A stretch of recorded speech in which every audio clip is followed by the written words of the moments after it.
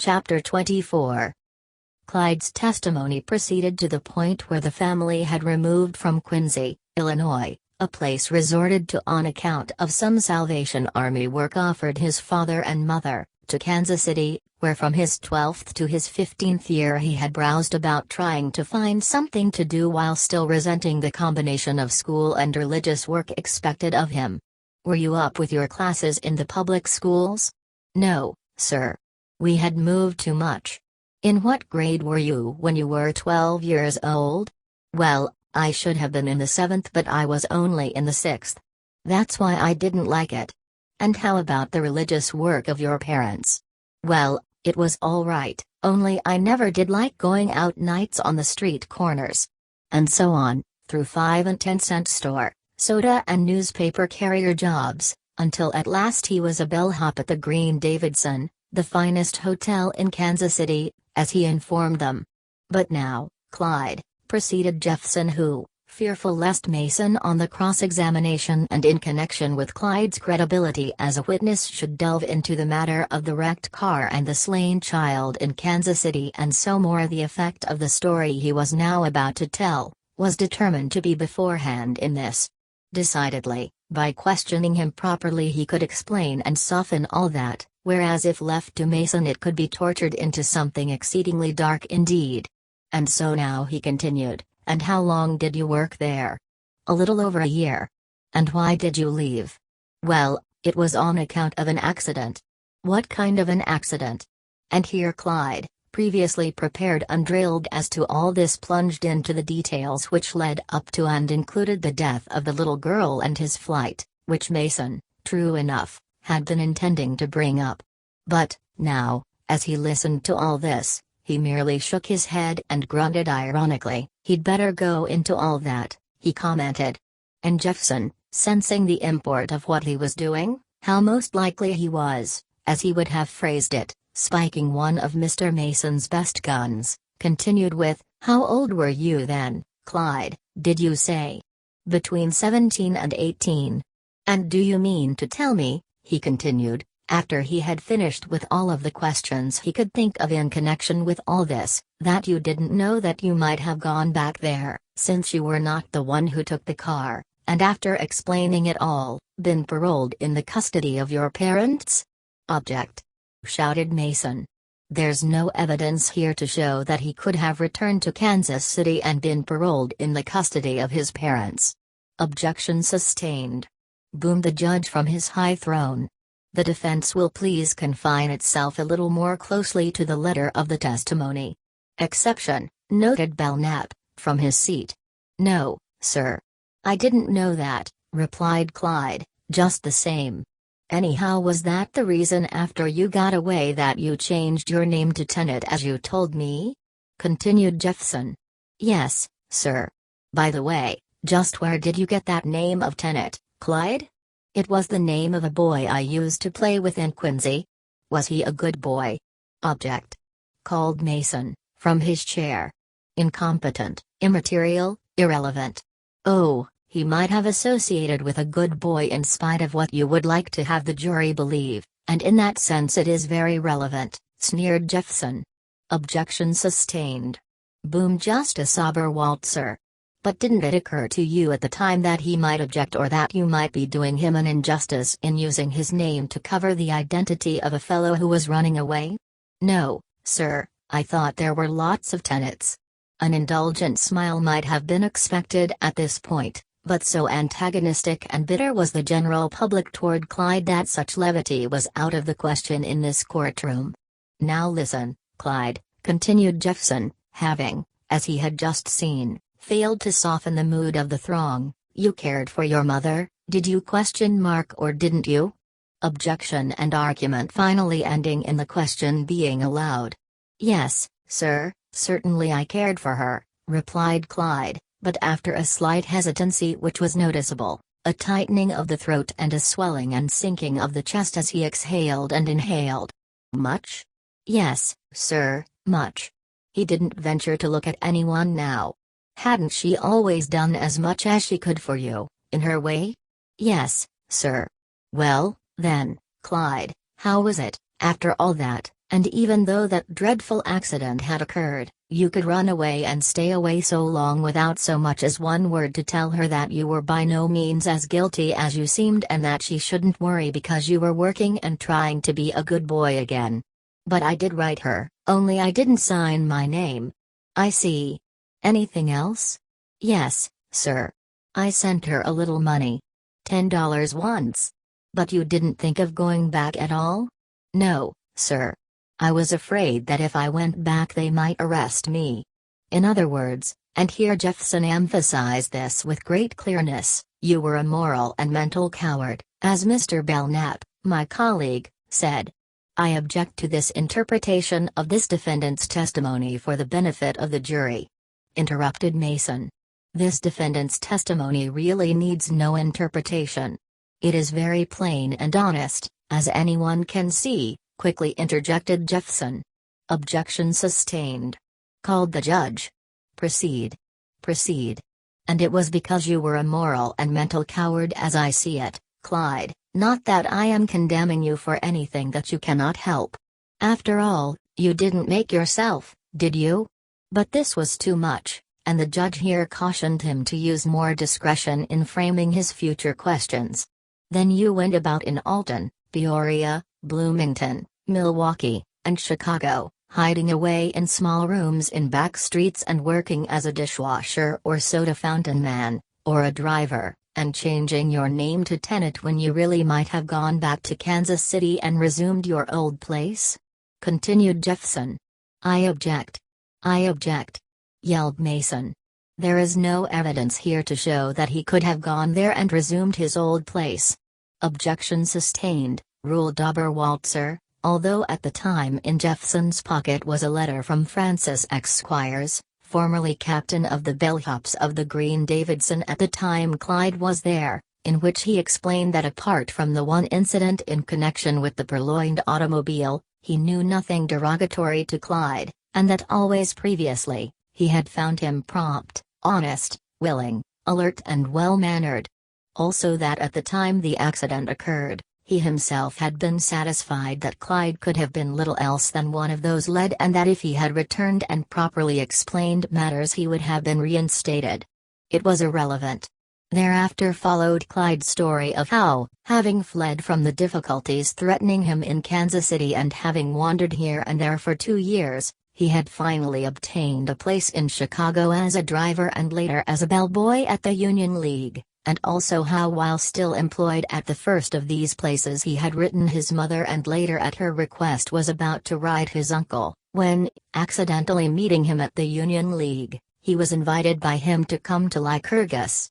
And thereupon, in their natural order, followed all of the details, of how he had gone to work, been promoted and instructed by his cousin and the foreman as to the various rules, and then later how he had met Roberta and still later Miss X. But in between came all the details as to how and why he had courted Roberta Alden, and how and why, having once secured her love he felt and thought himself content, but how the arrival of Miss X, and her overpowering fascination for him, had served completely to change all his notions in regard to Roberta, and although he still admired her, caused him to feel that never again as before could he desire to marry her.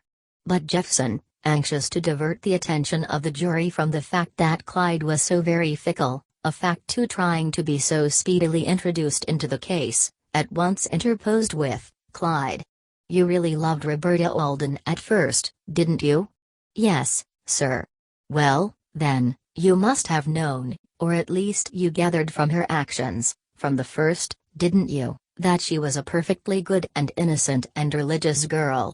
Yes, sir, that's how I felt about her, replied Clyde, repeating what he had been told to say. Well, then, just roughly now, without going into detail, do you suppose you could explain to yourself and this jury how and why and where and when those changes came about which led to that relationship which we all of us, and here he looked boldly and wisely and coldly out over the audience and then afterwards upon the jurors, deplore? How was it, if you thought so highly of her at first, that you could so soon afterwards descend to this evil relationship? Didn't you know that all men, and all women also, view it as wrong, And outside of marriage unforgivable, a statutory crime?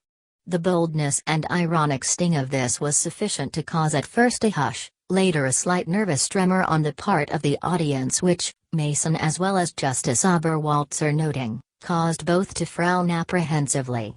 Why, this brazen young cynic! How dared he, via innuendo and in the guise of serious questioning, intrude such a thought as this, which by implication at least picked at the very foundations of society, religious and moral. At the same time there he was, standing boldly and leoninely, the while Clyde replied, "Yes, sir, I suppose I did, certainly, but I didn't try to seduce her at first or at any time, really. I was in love with her." "You were in love with her?" "Yes, sir." "Very much?" "Very much." "And was she as much in love with you at that time?" "Yes, sir, she was." "From the very first?" "From the very first." "She told you so?" "Yes, sir." "At the time she left the Newtons, you have heard all the testimony here in regard to that. Did you induce or seek to induce her in any way, by any trick or agreement, to leave there?" "No, sir, I didn't. She wanted to leave there of her own accord. She wanted me to help her find a place." "She wanted you to help her find a place?" "Yes, sir." "And just why?" "Because she didn't know the city very well and she thought maybe I could tell her where there was a nice room she could get, one that she could afford." "And did you tell her about the room she took at the Gilpins?" "No, sir, I didn't. I never told her about any room. She found it herself." This was the exact answer he had memorized, but why didn't you help her? "Because I was busy, days and most evenings. And besides I thought she knew better what she wanted than I did, the kind of people and all." "Did you personally ever see the Gilpin place before she went there?" "No, sir." "Ever have any discussion with her before she moved there as to the kind of a room she was to take, its position as regards to entrance, exit, privacy, or anything of that sort?" "No, sir, I never did." "Never insisted, for instance, that she take a certain type of room which you could slip in and out of at night or by day without being seen?" "I never did. Besides, no one could very well slip in or out of that house without being seen." "And why not?" "Because the door to her room was right next to the door to the general front entrance where everybody went in and out and anybody that was around could see." That was another answer he had memorized. "But you slipped in and out, didn't you?" "Well, yes, sir, that is, we both decided from the first that the less we were seen together anywhere, the better." "On account of that factory rule?" "Yes, sir, on account of that factory rule." And then the story of his various difficulties with Roberta, due to Miss X coming into his life. "Now, Clyde, we will have to go into the matter of this Miss X a little. Because of an agreement between the defense and the prosecution which you gentlemen of the jury fully understand, we can only touch on this incidentally, since it all concerns an entirely innocent person whose real name can be of no service here anyhow. But some of the facts must be touched upon, although we will deal with them as light as possible, as much for the sake of the innocent living as the worthy dead. And I am sure Miss Alden would have it so if she were alive. But now in regard to Miss X," he continued, turning to Clyde, "it is already agreed by both sides that you met her in Lycurgus sometime in November or December of last year. That is correct, is it not?" "Yes, sir, that is correct," replied Clyde, sadly. "And that at once you fell very much in love with her?" "Yes, sir." "That's true. She was rich?" "Yes, sir." "Beautiful?" "I believe it is admitted by all that she is," he said to the court in general without requiring or anticipating a reply from Clyde, yet the latter, so thoroughly drilled had he been, now replied, "Yes, sir." "Had you two, yourself and Miss Alden, I mean, at that time when you first met Miss X already established that illicit relationship referred to?" "Yes, sir." "Well, now, in view of all that, but no, one moment, there is something else I want to ask you first. Now, let me see, at the time that you first met this Miss X you were still in love with Roberta Alden, were you, or were you not?" I was still in love with her, yes, sir. You had not, up to that time at least, in any way become weary of her? Or had you? No, sir. I had not. Her love and her companionship were just as precious and delightful to you as ever? Yes, sir, they were. And as Clyde said that, he was thinking back, and it seemed to him that what he had just said was really true. It was true that just before meeting Sandra he was actually at the zenith of content and delight with Roberta. And what, if any, were your plans for your future with Miss Alden, before you met this Miss X? You must have thought at times of that, didn't you? Well, not exactly, and as he said this he licked his lips in sheer nervousness. You see, I never had any real plan to do anything, that is, to do anything that wasn't quite right with her. And neither did she, of course. We just drifted kinda, from the first. It was being alone there so much, maybe. She hadn't taken up with anybody yet and I hadn't either. And then there was that rule that kept me from taking her about anywhere, and once we were together, of course we just went on without thinking very much about it, I suppose, either of us. You just drifted because nothing had happened as yet and you didn't suppose anything would. Is that the way? No, sir. I mean, yes, sir. That's the way it was. Clyde was very eager to get those much rehearsed and very important answers, just right. But you must have thought of something, one or both of you. You were 21 and she was 23. Yes, sir. I suppose we did, I suppose I did think of something now and then. And what was it that you thought? Can you recollect? Well, yes, sir. I suppose I can. That is, I know that I did think at times that if things went all right and I made a little more money and she got a place somewhere else, that I would begin taking her out openly, and then afterwards maybe, if she and I kept on caring for each other as we did then, marry her, maybe.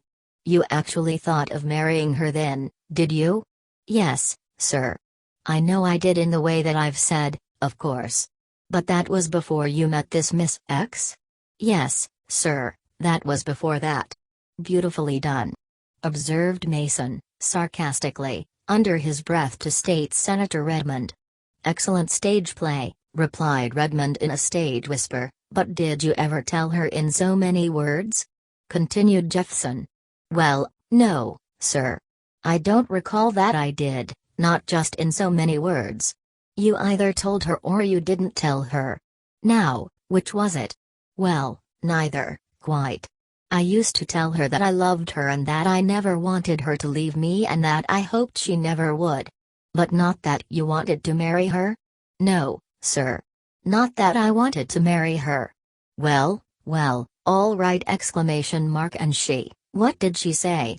That she never would leave me, replied Clyde, heavily and fearsomely, thinking, as he did so, of Roberta's last cries and her eyes bent on him. And he took from his pocket a handkerchief and began to wipe his moist, cold face and hands. Well staged, murmured Mason, softly and cynically. Pretty shrewd, commented Redmond, lightly. But, tell me, went on Jefferson, softly and coldly, feeling as you did about Miss Alden, how was it that upon meeting this Miss X, you could change so quickly? Are you so fickle that you don't know your own mind from day to day? Well, I didn't think so up to that time, no, sir. Had you ever had a strong and binding love affair at any time in your life before you met Miss Alden? No, sir. But did you consider this one with Miss Alden strong and binding, a true love affair, up to the time you met this Miss X? Yes, sir, I did. And afterwards, then what? Well, afterwards, it wasn't quite like that anymore. You mean to say that on sight of Miss X, after encountering her once or twice, you ceased to care for Miss Alden entirely? Well, no, sir. It wasn't quite like that, volunteered Clyde, swiftly and earnestly. I did continue to care for her some, quite a lot, really. But before I knew it I had completely lost my head over yes, this Miss X. We know. You fell madly and unreasonably in love with her. Was that the way of it? Yes, sir. And then? Well, and then, I just couldn't care for Miss Alden so much anymore. A thin film of moisture covered Clyde's forehead and cheeks as he spoke. I see. I see. Went on Jeffson, oratorically and loudly, having the jury and audience in mind. A case of the Arabian Nights, of the ensorcelled and the ensorceler. I don't think I know what you mean, said Clyde.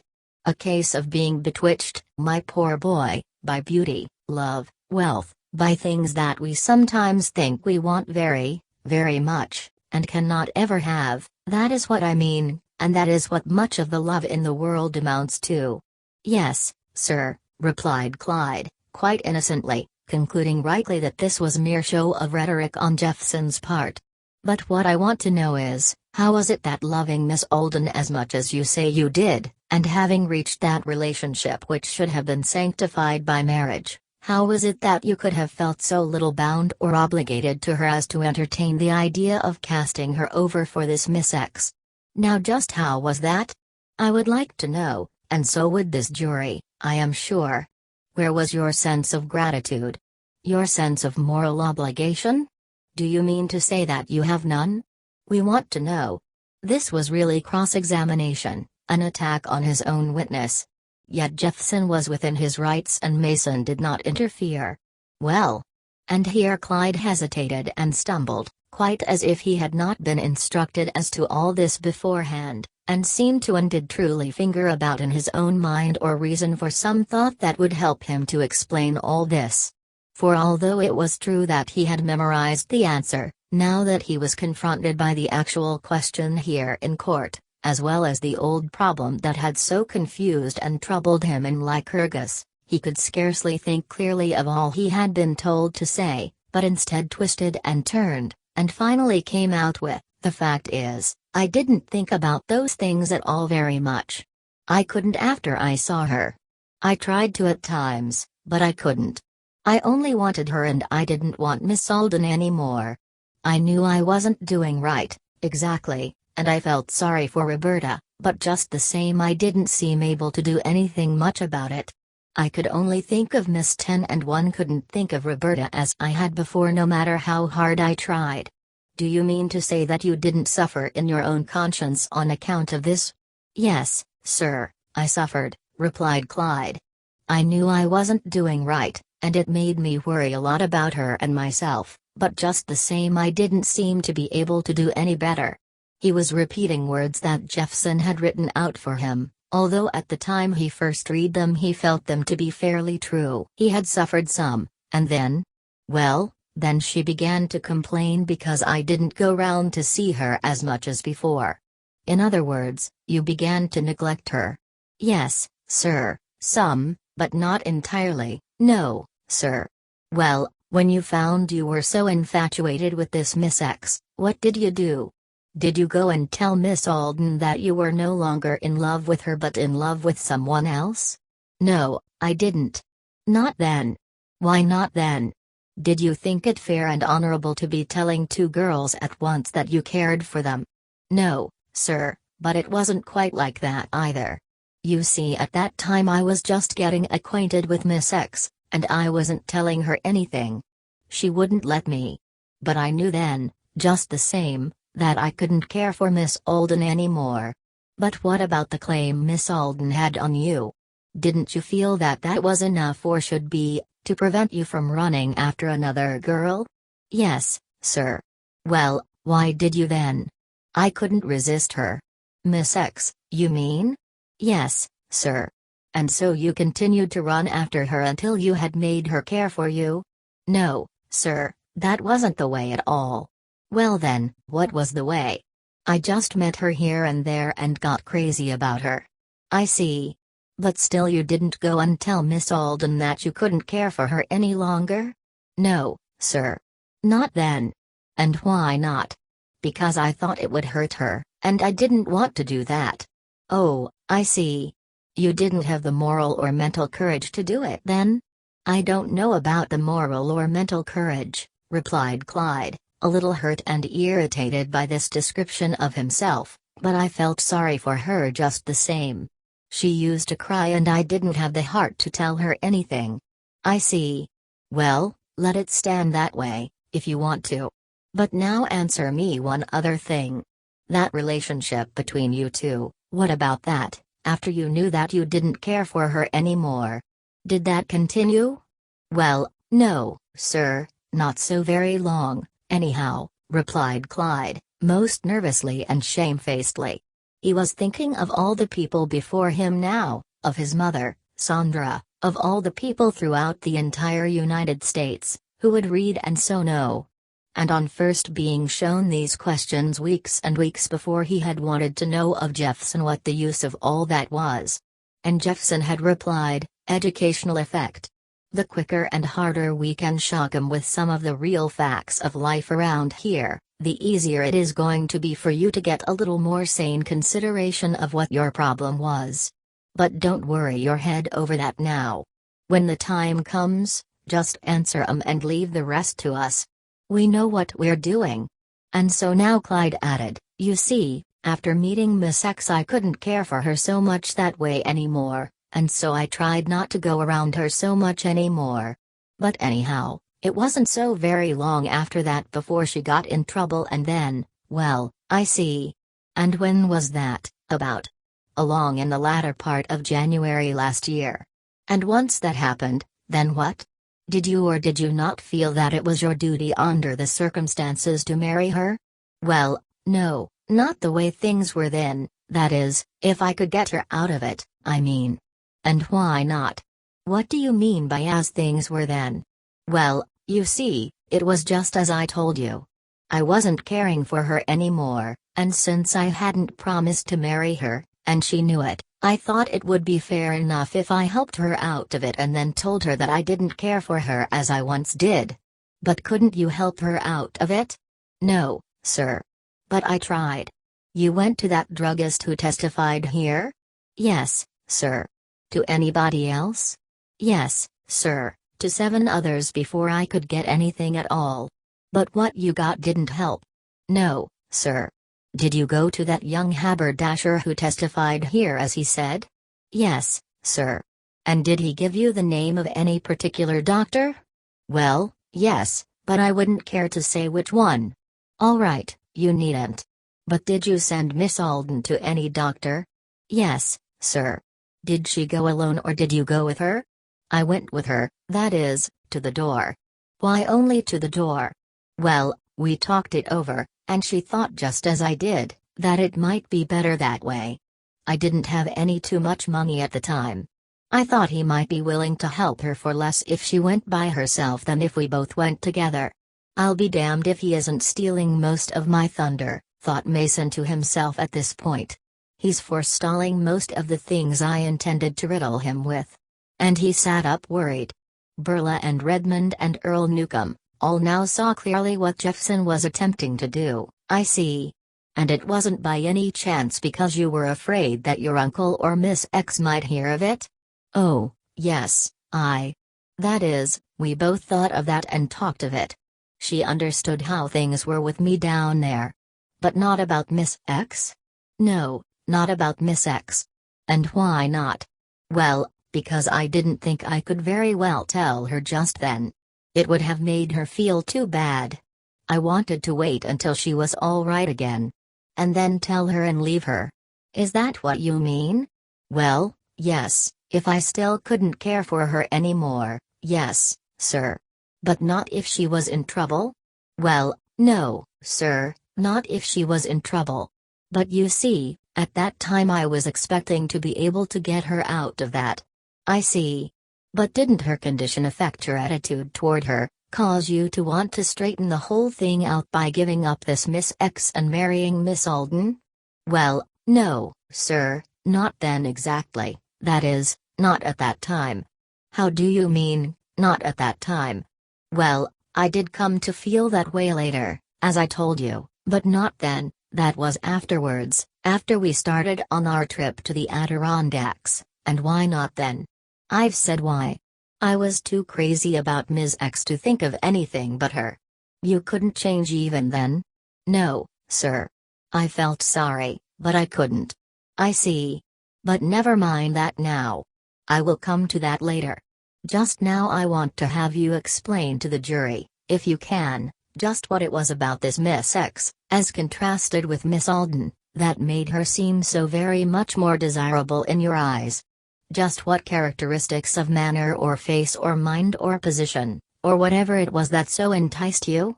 Or do you know? This was a question which both Belknap and Jeffson in various ways and for various reasons, psychic, legal, personal, had asked Clyde before, and with varying results. At first he could not and would not discuss her at all, fearing that whatever he said would be seized upon and used in his trial and the newspapers along with her name. But later, when because of the silence of the newspapers everywhere in regard to her true name, it became plain that she was not to be featured, he permitted himself to talk more freely about her. But now here on the stand, he grew once more nervous and reticent. Well, you see, it's hard to say. She was very beautiful to me. Much more so than Roberta, but not only that, she was different from anyone I had ever known, more independent, and everybody paid so much attention to what she did and what she said. She seemed to know more than anyone else I ever knew. Then she dressed awfully well, and was very rich and in society, and her name and pictures were always in the paper. I used to read about her every day when I didn't see her, and that seemed to keep her before me a lot. She was daring, too, not so simple or trusting as Miss Alden was, and at first it was hard for me to believe that she was becoming so interested in me. It got so that I couldn't think of anyone or anything else, and I didn't want Roberta anymore. I just couldn't, with Miss X always before me. Well, it looks to me as if you might have been in love, or hypnotized at that, insinuated Jeffson at the conclusion of this statement, the tail of his right eye upon the jury. If that isn't a picture of pretty much all gone, I guess I don't know one when I see it. But with the audience and the jury as stony-faced as before, as he could see. But immediately thereafter the swift and troubled waters of the alleged plot, which was the stern trail to which all this was leading.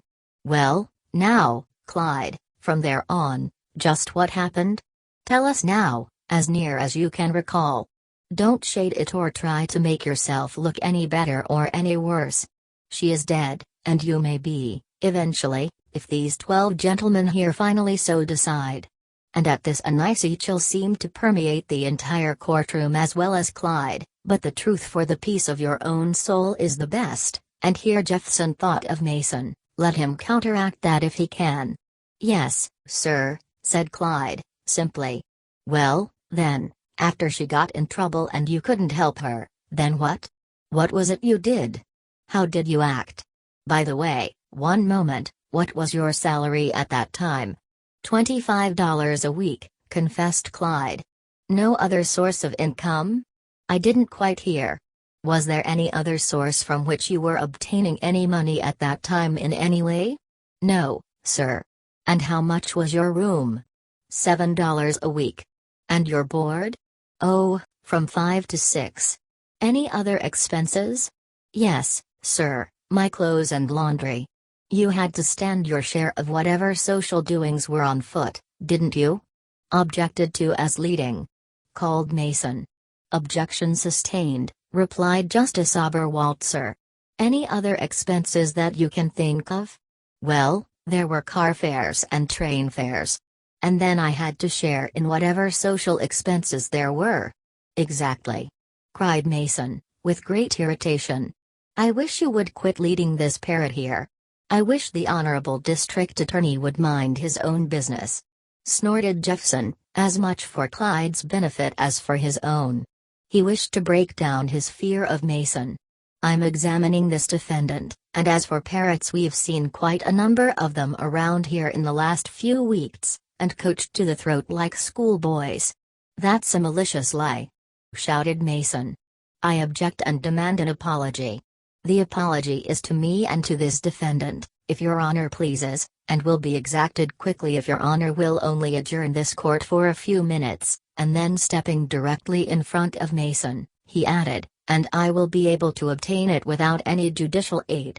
Whereupon Mason, thinking he was about to be attacked, squared off, the while assistants and deputy sheriffs, and stenographers and writers, and the clerk of the court himself, gathered round and seized the two lawyers while Justice Oberwalzer pounded violently on his desk with his gavel. Gentlemen. Gentlemen.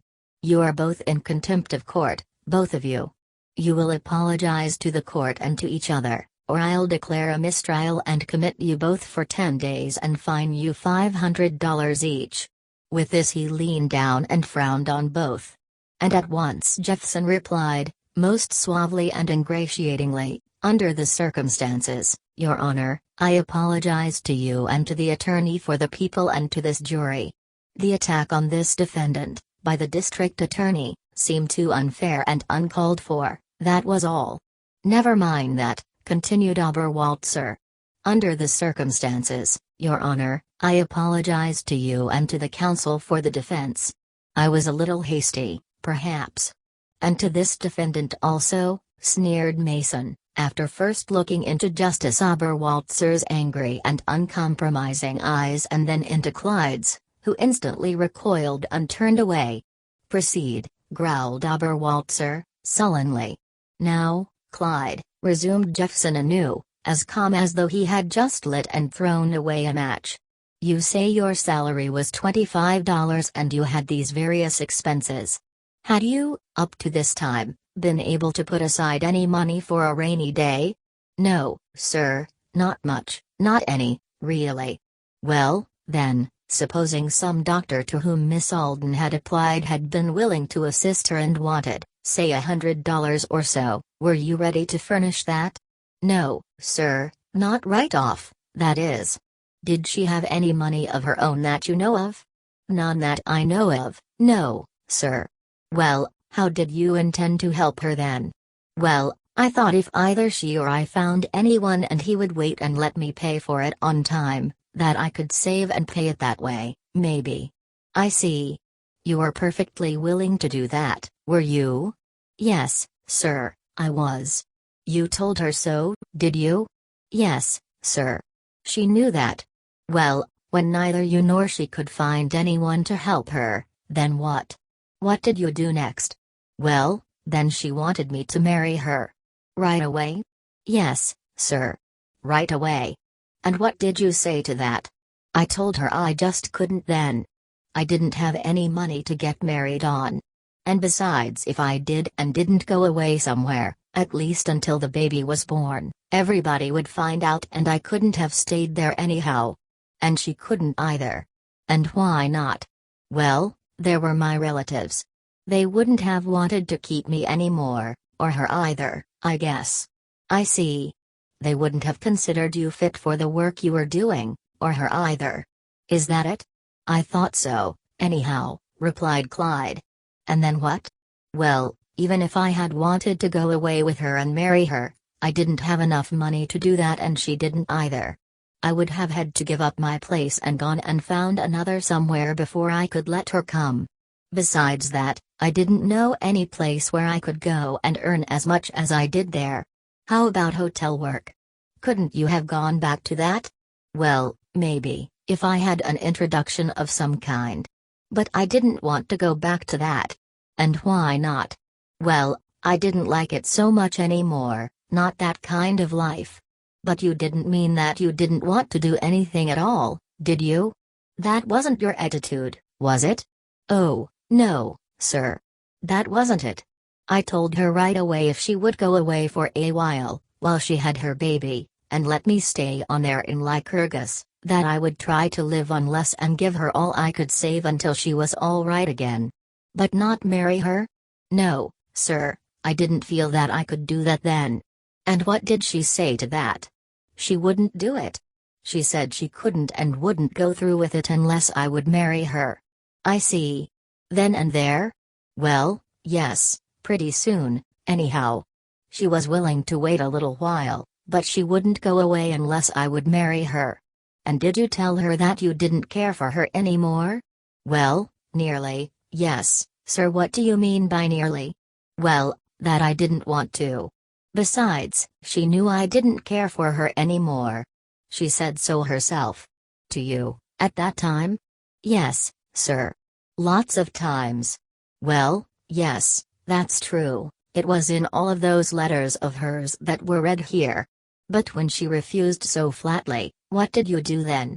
Well, I didn't know what to do.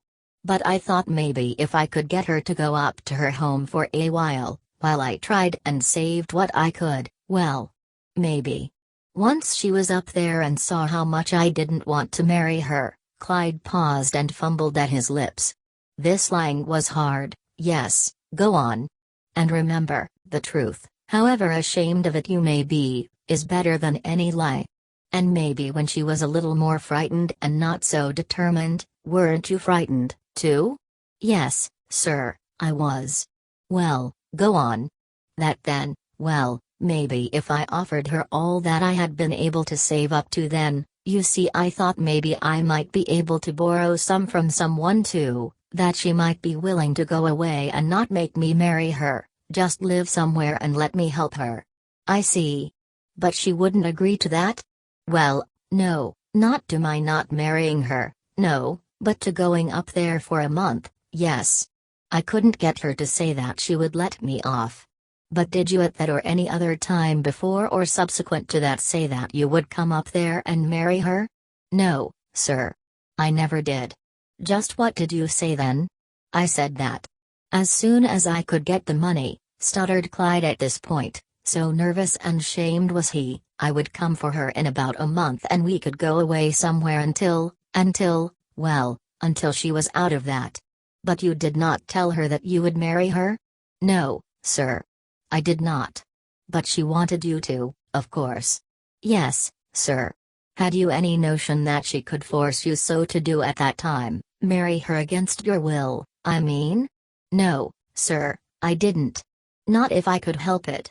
My plan was to wait as long as I could and save all the money I could and then when the time came just refuse and give her all the money that I had and help her all I could from then on.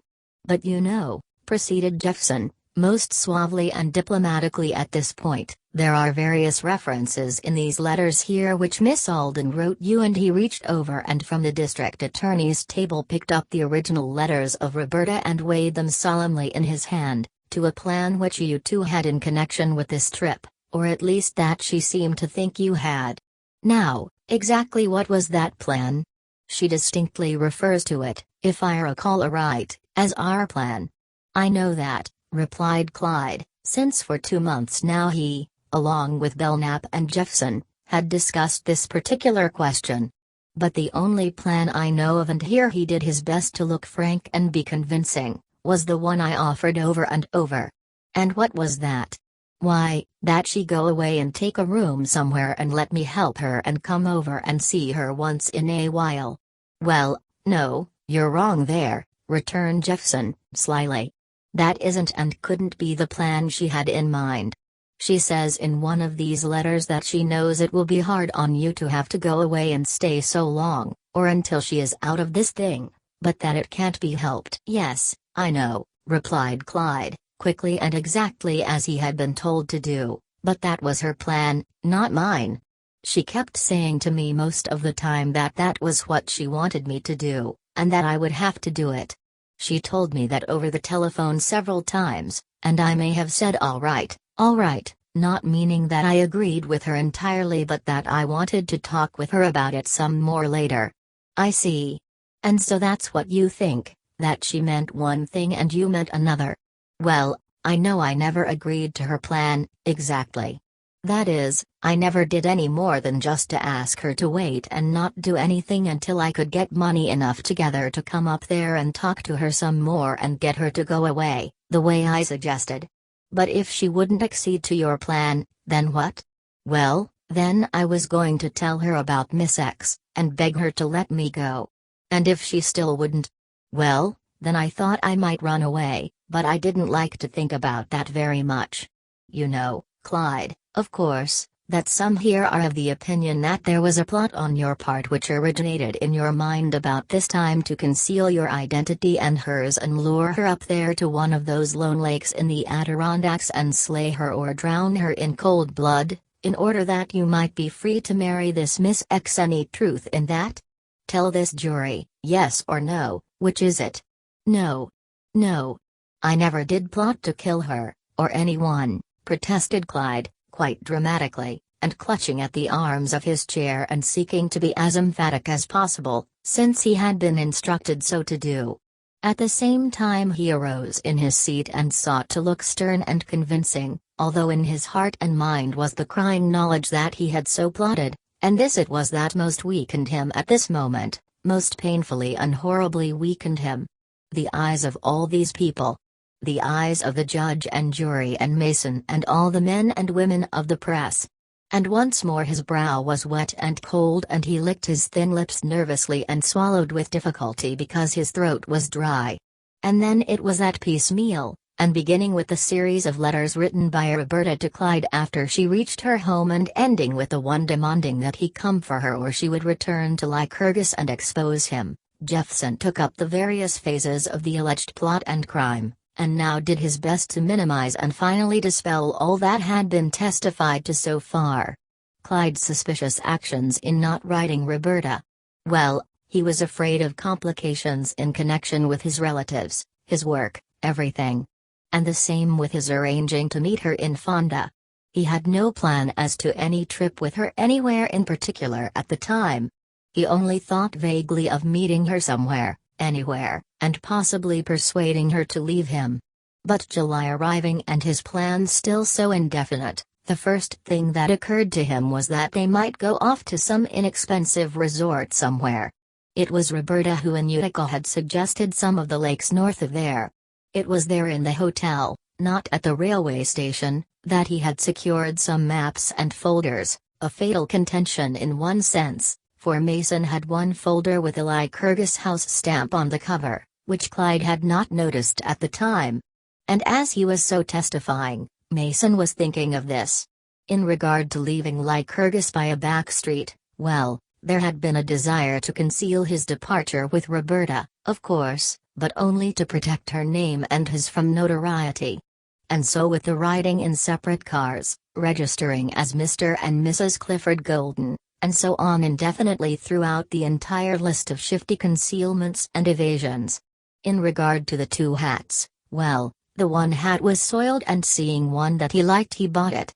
Then when he lost the hat in the accident he naturally put on the other. To be sure, he had owned and carried a camera, and it was true that he had it at the Cranstons on his first visit there on the 18th of June. The only reason he denied having it at first was because he was afraid of being identified with this purely accidental death of Roberta in a way that would be difficult to explain.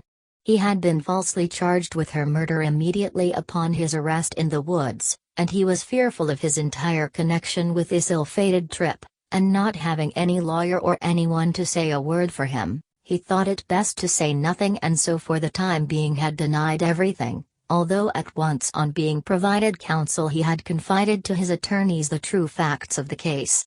And so, too, with the missing suit, which because it was wet and muddy he had done up in a bundle in the woods and after reaching the Cranstons had deposited it behind some stones there, intending to return and secure it and have it dry cleaned. But on being introduced to Mr. Belknap and Mr. Jephson he had at once told both and they had secured it and had it cleaned for him. But now, Clyde, in regard to your plans and your being out on that lake in the first place, let's hear about that now. And then, quite as Jephson had outlined it to Belknap, came the story of how he and Roberta had reached Utica and afterwards Grass Lake. And yet no plan. He intended, if worst came to worst, to tell her of his great love for Miss X and appeal to her sympathy and understanding to set him free at the same time that he offered to do anything that he could for her. If she refused he intended to defy her and leave Lycurgus, if necessary, and give up everything. But when I saw her at Fonda, and later in Utica, looking as tired and worried as she was, and here Clyde was endeavoring to give the ring of sincerity to words carefully supplied him, and sort of helpless, I began to feel sorry for her again. Yes, and then what? Well, I wasn't quite so sure whether in case she refused to let me off I could go through with leaving her. Well, what did you decide then? Not anything just then.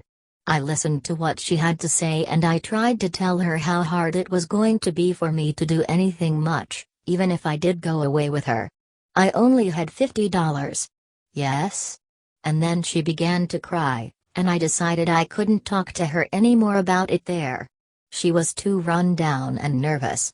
So I asked her if there wasn't any place she would like to go to for a day or two to brace herself up a little, went on Clyde, only here on account of the blackness of the lie he was telling he twisted and swallowed in the weak, stigmatic way that was his whenever he was attempting something which was beyond him, any untruth or a feat of skill, and then added, and she said yes, maybe to one of those lakes up in the Adirondacks, it didn't make much difference which one, if we could afford it.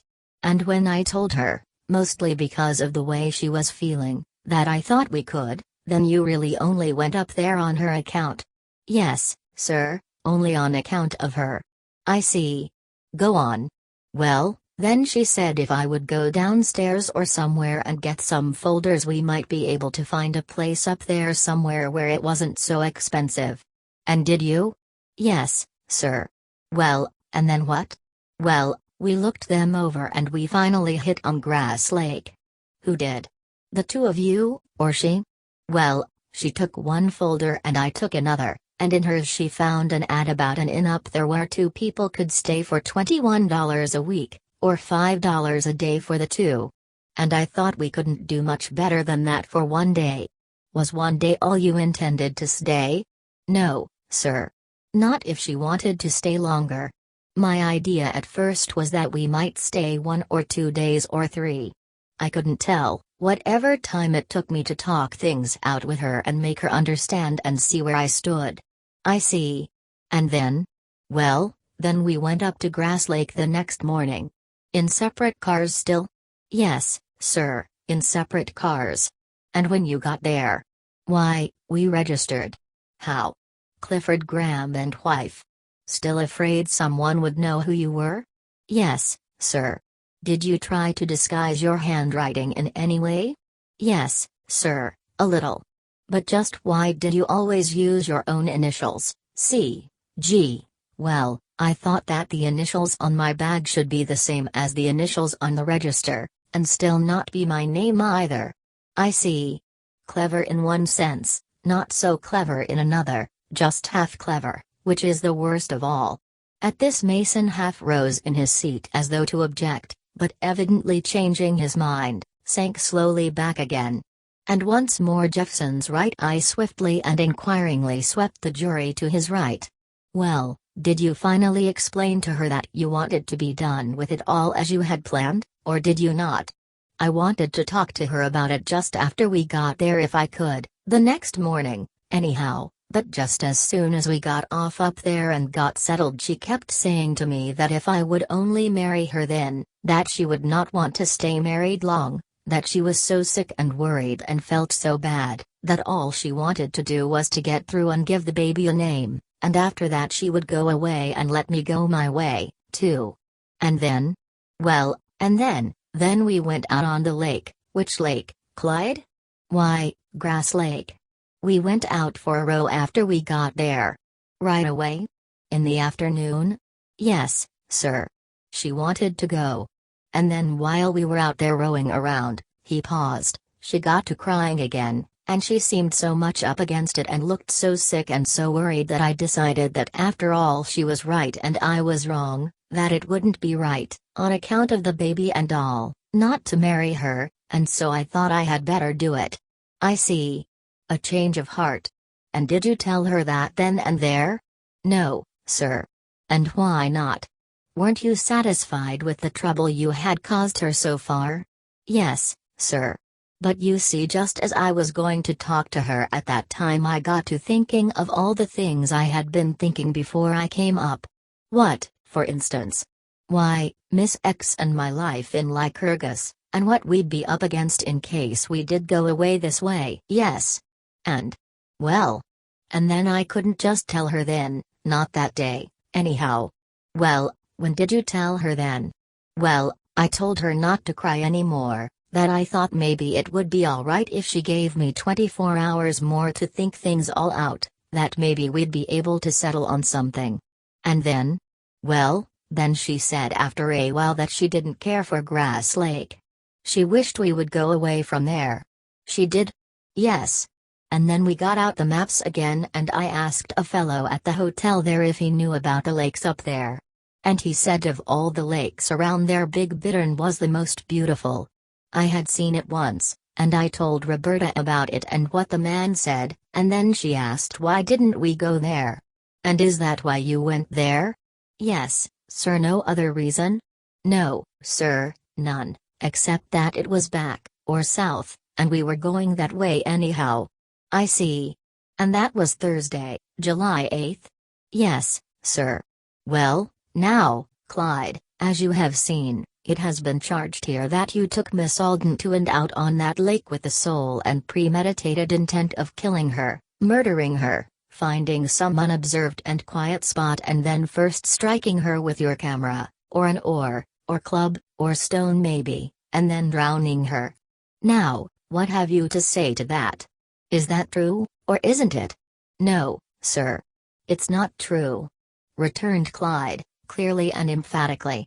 I never went there of my own accord in the first place, and I only went there because she didn't like Grass Lake. And here, because he had been sinking down in his chair, he pulled himself up and looked at the jury and the audience with what measure of strength and conviction he could summon, as previously he had been told to do. At the same time he added, and I wanted to please her in any way that I could so that she might be a little more cheerful. Were you still as sorry for her on this Thursday as you had been the day before? Yes, sir, more, I think. And had you definitely made up your mind by then as to what you wanted to do? Yes, sir. Well, and just what was that? Well, I had decided to play as fair as I could. I had been thinking about it all night, and I realized how badly she would feel and I too if I didn't do the right thing by her, because she had said 3 or 4 times that if I didn't she would kill herself.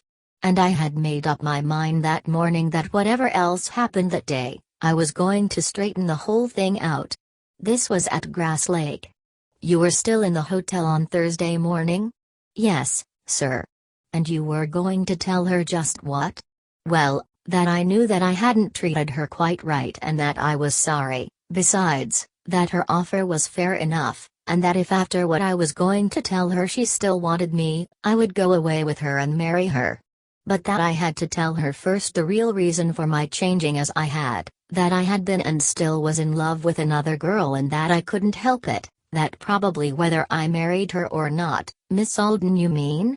Yes, sir, that I would always go on loving this other girl, because I just couldn't get her out of my mind.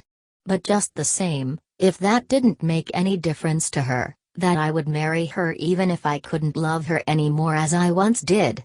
That was all. But what about Miss X? Well, I had thought about her too, but I thought she was better off and could stand it easier. Besides, I thought perhaps Roberta would let me go and we could just go on being friends and I would help her all I could. Had you decided just where you would marry her? No, sir. But I knew there were plenty of towns below Big Bittern and Grass Lake. But were you going to do that without one single word to Miss X beforehand? Well, no, sir, not exactly. I figured that if Roberta wouldn't let me off but didn't mind my leaving her for a few days, I would go down to where Miss X lived and tell her, and then come back. But if she objected to that, why then I was going to write Miss X a letter and explain how it was and then go on and get married to Roberta. I see. But, Clyde, among other bits of testimony here, there was that letter found in Miss Alden's coat pocket, the one written on Grass Lake in stationery and addressed to her mother, in which she told her that she was about to be married. Had you already told her up there at Grass Lake that morning that you were going to marry her for sure? No, sir. Not exactly, but I did say on getting up that day that it was the deciding day for us and that she was going to be able to decide for herself whether she wanted me to marry her or not. Oh, I see. So that's it, smiled Jeffson, as though greatly relieved. And Mason and Newcomb and Burla and State Senator Redmond, all listening with the profoundest attention, now exclaimed, sotto voce and almost in unison, of all the bunk. Well, now we come to the trip itself. You have heard the testimony here and the dark motive and plotting that has been attributed to every move in connection with it. Now I want you to tell it in your own way. It has been testified here that you took both bags, yours and hers, up there with you, but that you left hers at Gun Lodge when you got there and took your own out on the lake in that boat with you. Now just why did you do that? Please speak so that all of the jurymen can hear you. Well, the reason for that was, and here once more his throat became so dry that he could scarcely speak, we didn't know whether we could get any lunch at Big Bittern, so we decided to take some things along with us from Grass Lake. Her bag was packed full of things, but there was room in mine. Besides, it had my camera with the tripod outside. So I decided to leave hers and take mine. You decided? Well, I asked her what she thought and she said she thought that was best. Where was it you asked her that? On the train coming down. And did you know then that you were coming back to Gun Lodge after going out on the lake? Yes, sir, I did. We had to. There was no other road. They told us that at Grass Lake. And in riding over to Big Bittern, do you recall the testimony of the driver who drove you over, that you were very nervous and that you asked him whether there were many people over that day? I recall it, yes, sir, but I wasn't nervous at all. I may have asked about the people, but I can't see anything wrong with that. It seems to me that anyone might ask that. And so it seems to me, echoed Jeffson. Then what happened after you registered at Big Bittern Inn and got into that boat and went out on the lake with Miss Alden?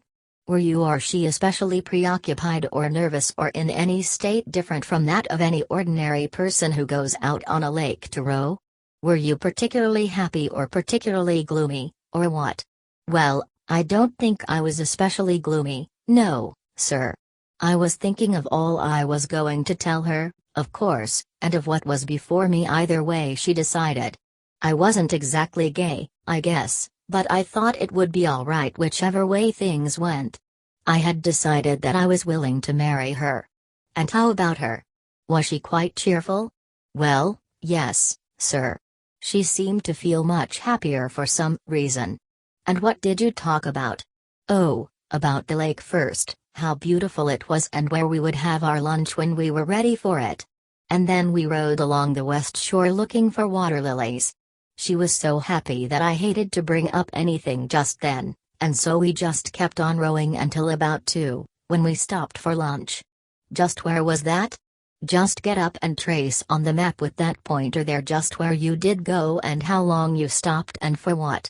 And so Clyde, pointer in hand and standing before the large map of the lake and region which particularly concerned this tragedy, now tracing in detail the long row along the shore, a group of trees, which, after having lunch, they had rowed to see, a beautiful bed of water lilies which they had lingered over, each point at which they had stopped, until reaching Moon Cove at about 5 in the afternoon, they had been so entranced by its beauty that they had merely sat and gazed, as he said. Afterwards, in order that he might take some pictures, they had gone ashore in the woods nearby, he all the while preparing himself to tell Roberta of Miss X and ask her for her final decision. And then having left the bag on shore for a few moments while they rowed out and took some snapshots in the boat, they had drifted in the calm of the water and the stillness and beauty until finally he had gathered sufficient courage to tell her what was in his heart. And at first, as he now said, Roberta seemed greatly startled and depressed and began crying a little, saying that perhaps it was best for her not to live any longer, she felt so miserable.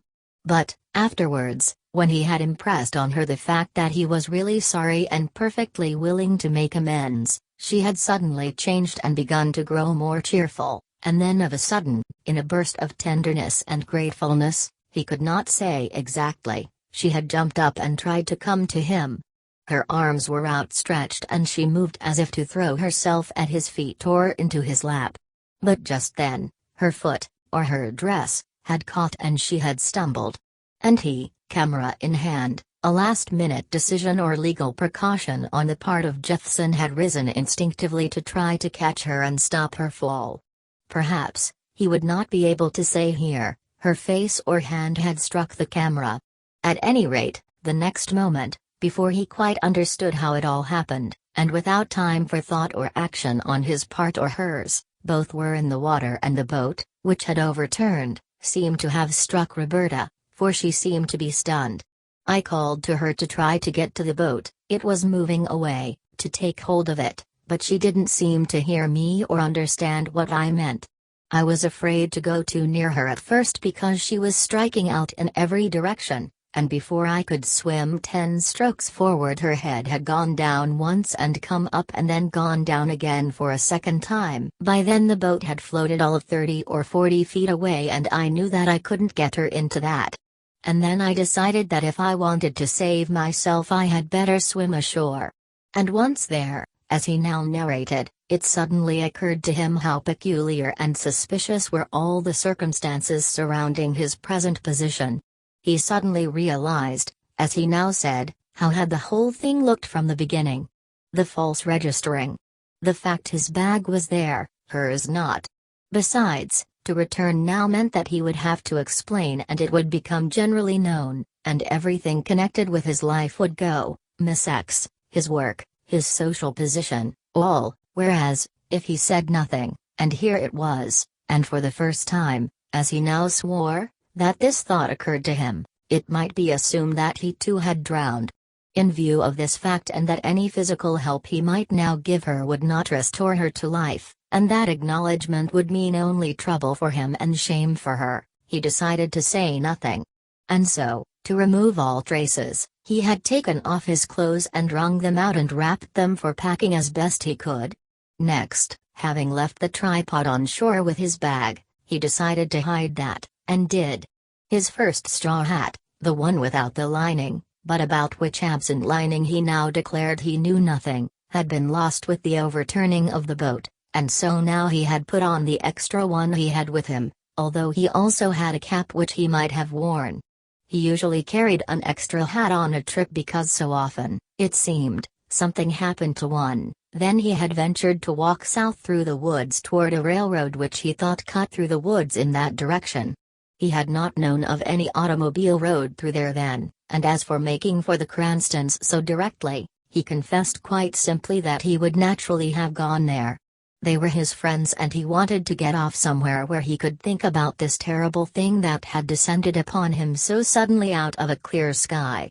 And then, having testified to so much, and no more appearing to occur either to Jeffson or himself, the former after a pause now turned and said, most distinctly and yet somehow quietly, "Now, Clyde, you have taken a solemn oath before this jury, this judge, all these people here, and above all your God, to tell the truth, the whole truth, and nothing but the truth. You realize what that means, don't you?" "Yes, sir, I do." "You swear before God that you did not strike Roberta Alden in that boat?" "I swear." "I did not." "Or throw her into the lake?" "I swear it." "I did not." "Or willfully or willingly in any way attempt to upset that boat or in any other fashion bring about the death that she suffered?" "I swear it," cried Clyde, emphatically and emotionally. "You swear that it was an accident, unpremeditated and undesigned by you?" "I do," lied Clyde, who felt that in fighting for his life he was telling a part of the truth, for that accident was unpremeditated and undesigned. It had not been as he had planned, and he could swear to that. And then Jeffson, running one of his large strong hands over his face and looking blandly and nonchalantly around upon the court and jury, the while he compressed his thin lips into a long and meaningful line, announced, "The prosecution may take the witness." Chapter 25. The mood of Mason throughout the entire direct examination was that of a restless harrier anxious to be off at the heels of its prey, of a foxhound within the last leap of its skill. A keen and surging desire to shatter this testimony, to show it to be from start to finish the tissue of lies that in part at least it was, now animated him. And no sooner had Jeffson concluded than he leaped up and confronted Clyde, who, seeing him blazing with this desire to undo him, felt as though he was about to be physically attacked. "Griffiths, you had that camera in your hand at the time she came toward you in the boat?" "Yes, sir." "She stumbled and fell and you accidentally struck her with it?" "Yes." I don't suppose in your truthful and honest way you remember telling me there in the woods on the shore of Big Bittern that you never had a camera? Yes, sir, I remember that. And that was a lie, of course? Yes, sir. And told with all the fervor and force that you are now telling this other lie? I'm not lying. I've explained why I said that. You've explained why you said that. You've explained why you said that. And because you lied there you expect to be believed here, do you? Belknap rose to object, but Jeffson pulled him down. Well, this is the truth, just the same. And no power under heaven could make you tell another lie here, of course, not a strong desire to save yourself from the electric chair? Clyde blanched and quivered slightly, he blinked his red, tired eyelids. Well, I might, maybe, but not under oath, I don't think. You don't think?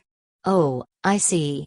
Lie all you want wherever you are, and at any time, and under any circumstances, except when you're on trial for murder. No, sir. It isn't that.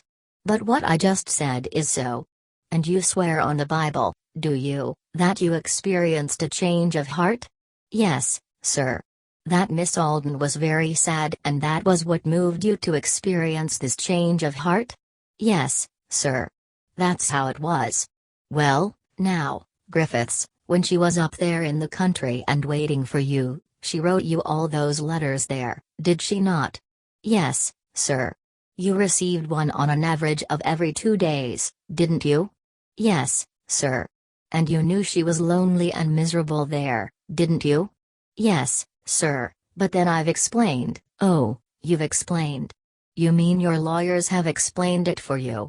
Didn't they coach you day after day in that jail over there as to how you were to answer when the time came? No, sir, they didn't. Replied Clyde, defiantly, catching Jeffson's eye at this moment. Well, then when I asked you up there at Bear Lake how it was that his girl met her death, why didn't you tell me then and save all this trouble and suspicion and investigation? Don't you think the public would have listened more kindly and believingly there than it will now after you've taken 5 long months to think it all out with the help of 2 lawyers?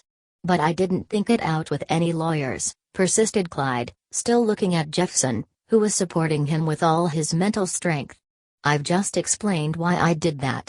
You've explained. You've explained. Roared Mason, almost beside himself with the knowledge that this false explanation was sufficient of a shield or barrier for Clyde to hide behind whenever he found himself being too hard-pressed, the little rat. And so now he fairly quivered with baffled rage as he proceeded. And before you went up, while she was writing them to you, you considered them sad, didn't you? Why, yes, sir. That is, he hesitated incautiously, some parts of them anyhow. Oh, I see, only some parts of them now. I thought you just said you considered them sad. Well, I do. And did. Yes, sir, and did. But Clyde's eyes were beginning to wander nervously in the direction of Jeffson, who was fixing him as with a beam of light. Remember her writing you this? And here Mason picked up and opened one of the letters and began reading. Clyde, I shall certainly die, dear, if you don't come. I am so much alone. I am nearly crazy now. I wish I could go away and never return or trouble you any more. But if you would only telephone me, even so much as once every other day, since you won't write. And when I need you and a word of encouragement so. Mason's voice was mellow. It was sad.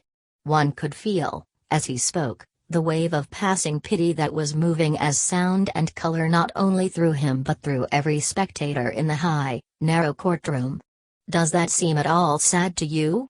Yes, sir, it does. Did it then? Yes, sir, it did.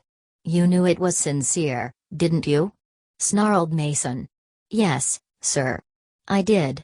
Then why didn't a little of that pity that you claim moved you so deeply out there in the center of Big Bittern move you down there in Lycurgus to pick up the telephone there in Mrs. Peyton's house where you were and reassure that lonely girl by so much as a word that you were coming?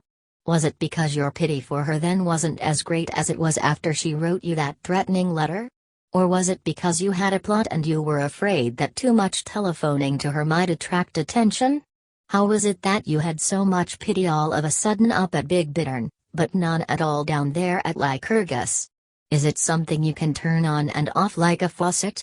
I never said I had none at all, replied Clyde, defiantly, having just received an eye flash from Jeffson. Well, you left her to wait until she had to threaten you because of her own terror and misery. Well, I've admitted that I didn't treat her right. Ha, ha. Right. Right. And because of that admission and in face of all the other testimony we've had here, your own included, you expect to walk out of here a free man, do you?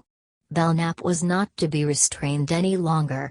His objection came, and with bitter vehemence he addressed the judge. This is infamous, Your Honor. Is the district attorney to be allowed to make a speech with every question? I heard no objection, countered the court. The district attorney will frame his questions properly. Mason took the rebuke lightly and turned again to Clyde. In that boat there in the center of Big Bittern you have testified that you had in your hand that camera that you once denied owning? Yes, sir. And she was in the stern of the boat? Yes, sir. Bring in that boat, will you, Burton? He called to Burla at this point, and forthwith 4 deputies from the district attorney's office retired through a west door behind the judge's rostrum and soon returned carrying the identical boat in which Clyde and Roberta had sat, and put it down before the jury. And as they did so Clyde chilled and stared. The identical boat. He blinked and quivered as the audience stirred, stared and strained, an audible wave of curiosity and interest passing over the entire room. And then Mason, taking the camera and shaking it up and down, exclaimed, "Well, here you are now, Griffiths. The camera you never owned. Step down here into this boat and take this camera here and show the jury just where you sat, and where Miss Alden sat. And exactly, if you can, how and where it was that you struck Miss Alden and where and about how she fell." "Object," declared Belknap. A long and wearisome legal argument, finally terminating in the judge allowing this type of testimony to be continued for a while at least. And at the conclusion of it, Clyde declaring, "I didn't intentionally strike her with it though," to which Mason replied, "Yes, we heard you testify that way." Then Clyde stepping down and after being directed here and there finally stepping into the boat at the middle seat and seating himself while 3 men held it straight. "And now, Newcomb, I want you to come here and sit wherever Miss Alden was supposed to sit and take any position which he describes as having been taken by her." "Yes, sir," said Newcomb, coming forward and seating himself while Clyde vainly sought to catch Jeffson's eye but could not since his own back was partially turned from him. "And now, Griffiths," went on Mason, "just you show Mr. Newcomb here how Miss Alden arose and came toward you. Direct him." And then Clyde, feeling weak and false and hated, arising again and in a nervous and angular way, the eerie strangeness of all this affecting him to the point of unbelievable awkwardness, attempting to show Newcomb just how Roberta had gotten up and half walked and half crawled, then had stumbled and fallen. And after that, with the camera in his hand, attempting to show as nearly as he could recall, how unconsciously his arm had shot out and he had struck Roberta, he scarcely knowing where, on the chin and cheek maybe, he was not sure, but not intentionally, of course, and not with sufficient force really to injure her, he thought at the time.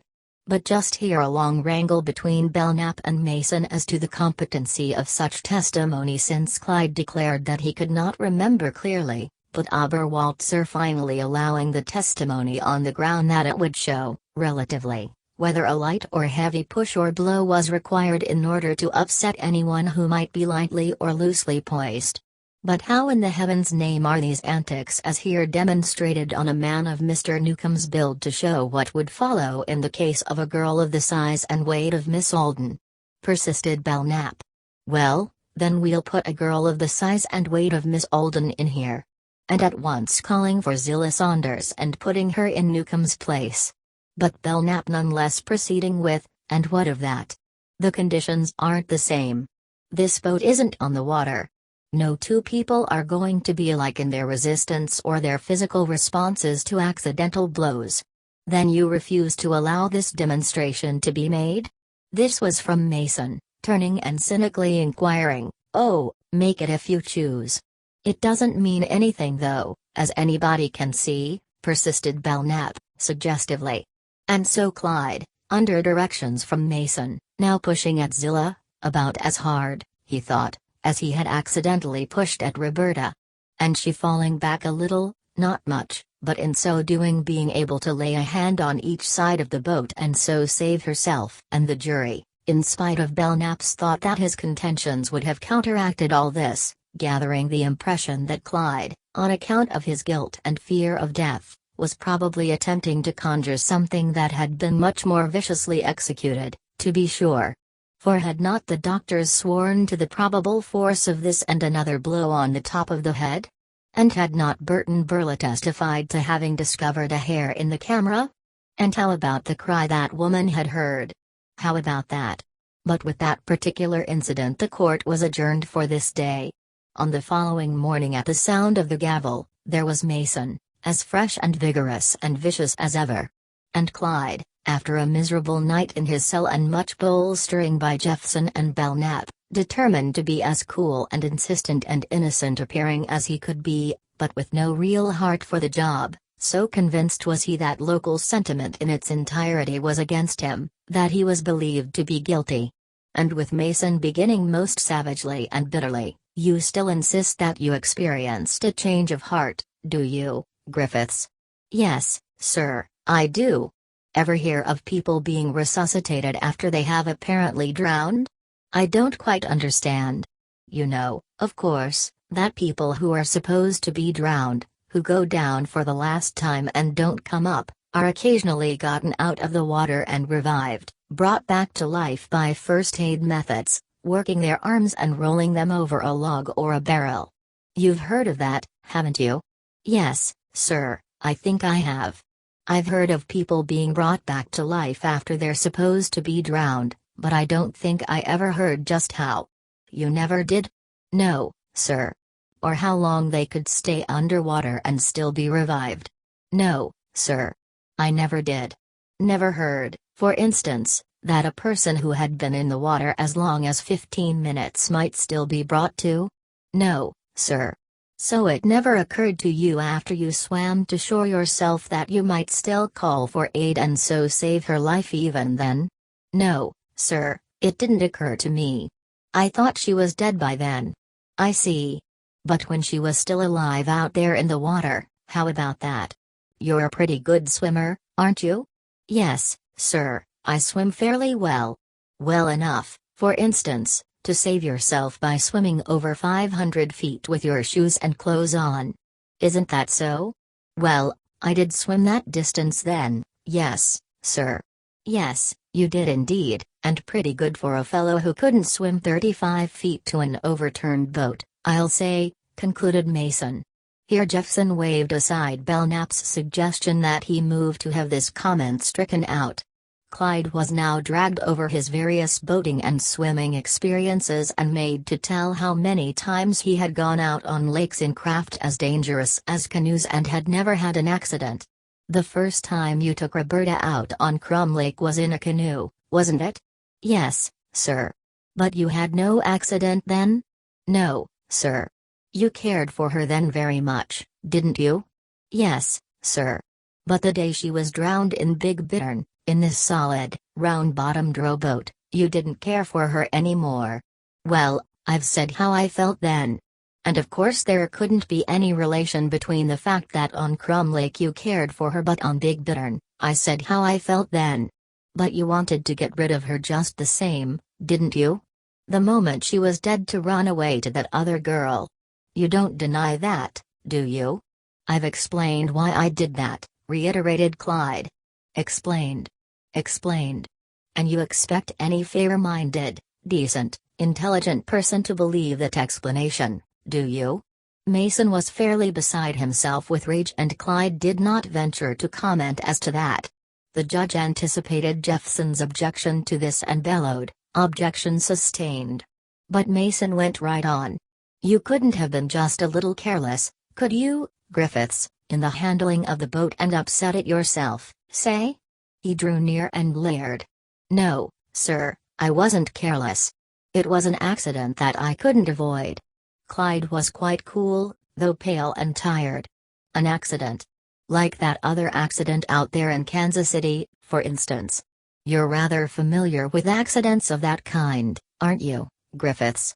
queried Mason sneeringly and slowly. "I've explained how that happened," replied Clyde nervously. "You're rather familiar with accidents that result in death to girls, aren't you? Do you always run away when one of them dies?" "Object," yelled Belknap, leaping to his feet. "Objection sustained," called Oberwalzer sharply. "There is nothing before this court concerning any other accident. The prosecution will confine itself more closely to the case in hand." "Griffiths," went on Mason, pleased with the way he had made a return to Jeffson for his apology for the Kansas City accident, "when that boat upset after that accidental blow of yours and you and Miss Alden fell into the water, how far apart were you?" "Well, I didn't notice just then."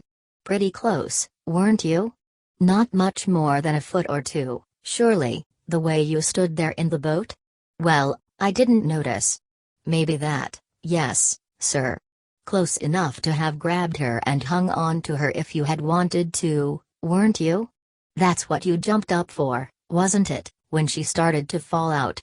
"Yes, that's what I jumped up for," replied Clyde heavily, "but I wasn't close enough to grab her. I know I went right under, and when I came up she was some little distance away." "Well, how far exactly?" "As far as from here to this end of the jury box or that end, or halfway, or what?" "Well, I say I didn't notice, quite.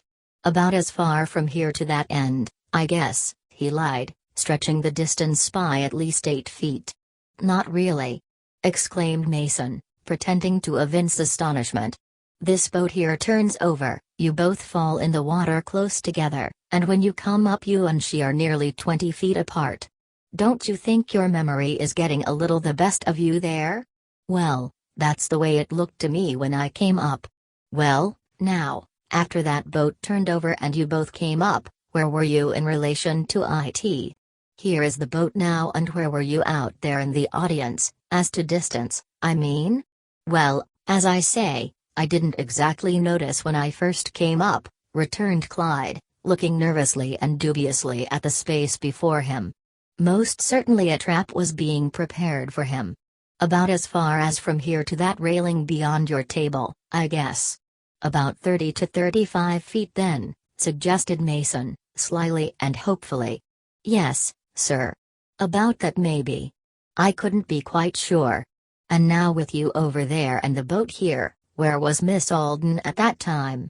And Clyde now sensed that Mason must have some geometric or mathematic scheme in mind whereby he proposed to establish his guilt. And at once he was on his guard, and looking in the direction of Jeffson. At the same time he could not see how he was to put Roberta too far away either. He had said she couldn't swim. Wouldn't she be nearer the boat than he was? Most certainly. He leaped foolishly, wildly, at the thought that it might be best to say that she was about half that distance, not more, very likely. And said so.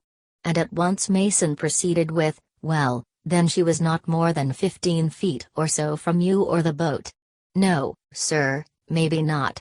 "I guess not. Well then, do you mean to say that you couldn't have swum that little distance and buoyed her up until you could reach the boat just 15 feet beyond her?" "Well, as I say, I was a little dazed when I came up and she was striking about and screaming so.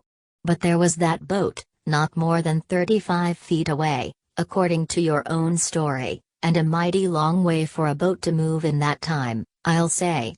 "And do you mean to say that when you could swim 500 feet to shore afterwards that you couldn't have swum to that boat and pushed it to her in time for her to save herself? She was struggling to keep herself up, wasn't she?" "Yes, sir. But I was rattled at first," pleaded Clyde, gloomily, conscious of the eyes of all the jurors and all the spectators fixed upon his face, and because of the general strain of the suspicion and incredulity now focused as a great force upon him, his nerve was all but failing him, and he was hesitating and stumbling. I didn't think quite quick enough, I guess, what to do. Besides, I was afraid if I went near her. I know. A mental and moral coward, sneered Mason.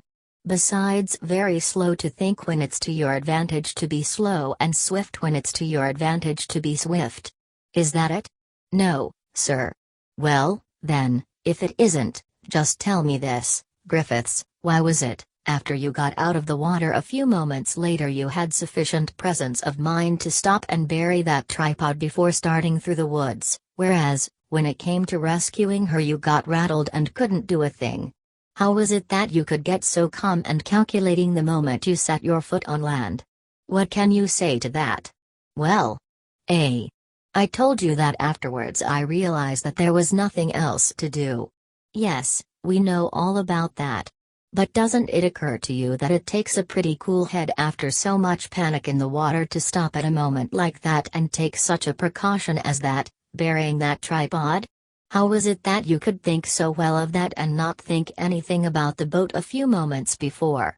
Well, but you didn't want her to live, in spite of your alleged change of heart. Isn't that it? Yelled Mason. Isn't that the black, sad truth? She was drowning, as you wanted her to drown, and you just let her drown. Isn't that so? He was fairly trembling as he shouted this, and Clyde, the actual boat before him, and Roberta's eyes and cries as she sank coming back to him with all their pathetic and horrible force, now shrank and cowered in his seat, the closeness of Mason's interpretation of what had really happened terrifying him. For never, even to Jeffson and Belknap, had he admitted that when Roberta was in the water he had not wished to save her. Changelessly and secretively he insisted he had wanted to, but that it had all happened so quickly, and he was so dazed and frightened by her cries and movements, that he had not been able to do anything before she was gone. I wanted to save her, he mumbled, his face quite gray, but, as I said, I was dazed. And, don't you know that you're lying? Shouted Mason, leaning still closer, his stout arms aloft, his disfigured face glowering and scowling like some avenging nemesis or fury of gargoyle design, that you deliberately and with cold-hearted cunning allowed that poor, tortured girl to die there when you might have rescued her as easily as you could have swum 50 of those 500 feet you did swim in order to save yourself?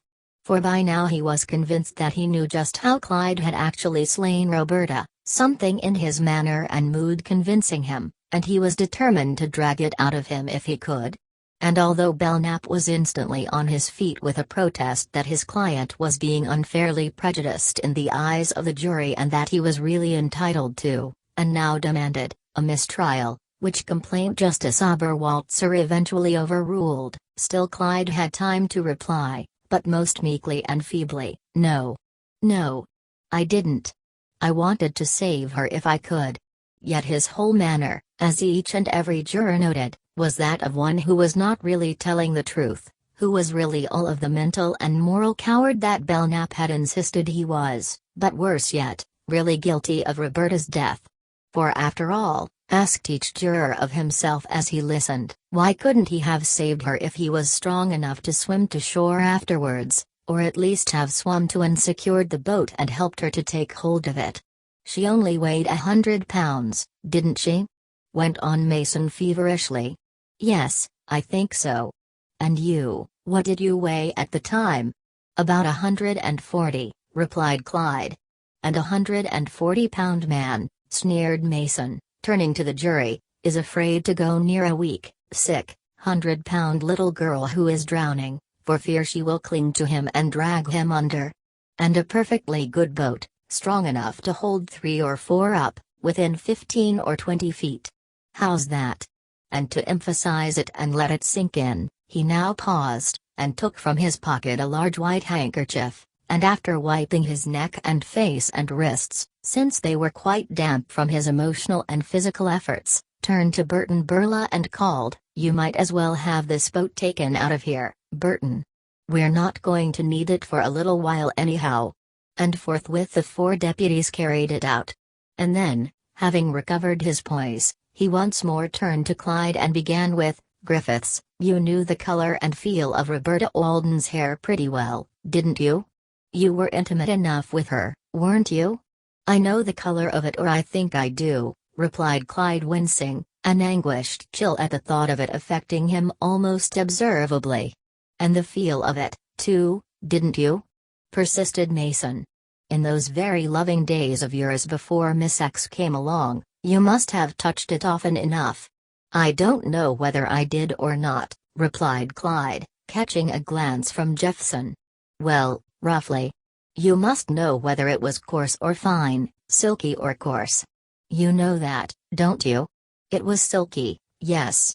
Well, here's a lock of it, he now added, more to torture Clyde than anything else, to wear him down nervously, and going to his table where was an envelope and from it extracting a long lock of light brown hair. Don't that look like her hair? And now he shoved it forward at Clyde, who, shocked and troubled, withdrew from it as from some unclean or dangerous thing, yet a moment after sought to recover himself, the watchful eyes of the jury having noted all.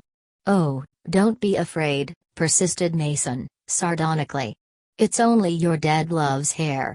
And shocked by the comment, and noting the curious eyes of the jury, Clyde took it in his hand. That looks and feels like her hair, doesn't it? Went on Mason. Well, it looks like it anyhow, returned Clyde shakily. And now here, continued Mason, stepping quickly to the table and returning with the camera, in which between the lid and the taking mechanism were caught the two threads of Roberta's hair put there by Burla, and then holding it out to him. Just take this camera. It's yours, even though you did swear that it wasn't, and look at those two hairs there. See them? And he poked the camera at Clyde as though he might strike him with it. They were caught in there, presumably, at the time you struck her so lightly that it made all those wounds on her face. Can't you tell the jury whether those hairs are hers or not? I can't say, replied Clyde most weakly. What's that? Speak up. Don't be so much of a moral and mental coward. Are they or are they not? I can't say, repeated Clyde, but not even looking at them. Look at them. Look at them. Compare them with these others. We know these are hers. And you know that these in this camera are, don't you? Don't be so squeamish. You've often touched her hair in real life. She's dead. They won't bite you. Are these two hairs, or are they not, the same as these other hairs here, which we know are hers, the same color, same feel, all? Look. Answer. Are they or are they not? But Clyde, under such pressure and in spite of Belknap, being compelled to look and then feel them too. Yet cautiously replying, I wouldn't be able to say. They look and feel a little alike, but I can't tell. Oh, can't you? And even when you know that when you struck her that brutal vicious blow with that camera, these two hairs caught there and held. But I didn't strike her any vicious blow, insisted Clyde, now observing Jeffson, and I can't say? He was saying to himself that he would not allow himself to be bullied in this way by this man, yet, at the same time, feeling very weak and sick. And Mason, triumphant because of the psychologic effect, if nothing more, returning the camera and lock to the table and remarking, well, it's been amply testified to that those two hairs were in that camera when found in the water. And you yourself swear that it was last in your hands before it reached the water. He turned to think of something else, some new point with which to rack Clyde, and now began once more. Griffiths, in regard to that trip south through the woods, what time was it when you got to 3 Mile Bay? About 4 in the morning, I think, just before dawn. And what did you do between then and the time that boat down there left? Oh, I walked around. In 3 Mile Bay? No, sir, just outside of it. In the woods, I suppose, waiting for the town to wake up so you wouldn't look so much out of place. Was that it? Well, I waited until after the sun came up. Besides, I was tired and I sat down and rested for a while. Did you sleep well and did you have pleasant dreams? I was tired and I slept a little, yes. And how was it you knew so much about the boat and the time and all about 3 Mile Bay? Hadn't you familiarized yourself with this data beforehand? Well, everybody knows about the boat from Sharon to 3 Mile Bay around there. Oh, do they? Any other reason? Well, in looking for a place to get married, both of us saw it, returned Clyde, shrewdly, but we didn't see that any train went to it. Only to Sharon. But you did notice that it was south of Big Bittern? Why, yes, I guess I did, replied Clyde. And that road west of Gun Lodge led south toward it around the lower edge of Big Bittern? Well, I noticed after I got up there that there was a road of some kind or a trail anyhow, but I didn't think of it as a regular road. I see. How was it then that when you met those three men in the woods you were able to ask them how far it was to 3 Mile Bay? I didn't ask 'em that, replied Clyde, as he had been instructed by Jeffson to say. I asked 'em if they knew any road to 3 Mile Bay, and how far it was. I didn't know whether that was the road or not. Well, that wasn't how they testified here. Well, I don't care what they testified to, that's what I asked 'em just the same. It seems to me that according to you all the witnesses are liars and you are the only truthful one in the bunch. Isn't that it? But, when you reached 3 Mile Bay, did you stop to eat? You must have been hungry, weren't you? No, I wasn't hungry, replied Clyde, simply. You wanted to get away from that place as quickly as possible, wasn't that it? You were afraid that those three men might go up to Big Bittern and having heard about Miss Alden, tell about having seen you, wasn't that it? No, that wasn't it. But I didn't want to stay around there. I've said why. I see. But after you got down to Sharon where you felt a little more safe, a little further away, you didn't lose any time in eating, did you? It tasted pretty good all right down there, didn't it? Oh, I don't know about that. I had a cup of coffee and a sandwich. And a piece of pie, too, as we've already proved here, added Mason. And after that you joined the crowd coming up from the depot as though you had just come up from Albany, as you afterwards told everybody. Wasn't that it? Yes, that was it.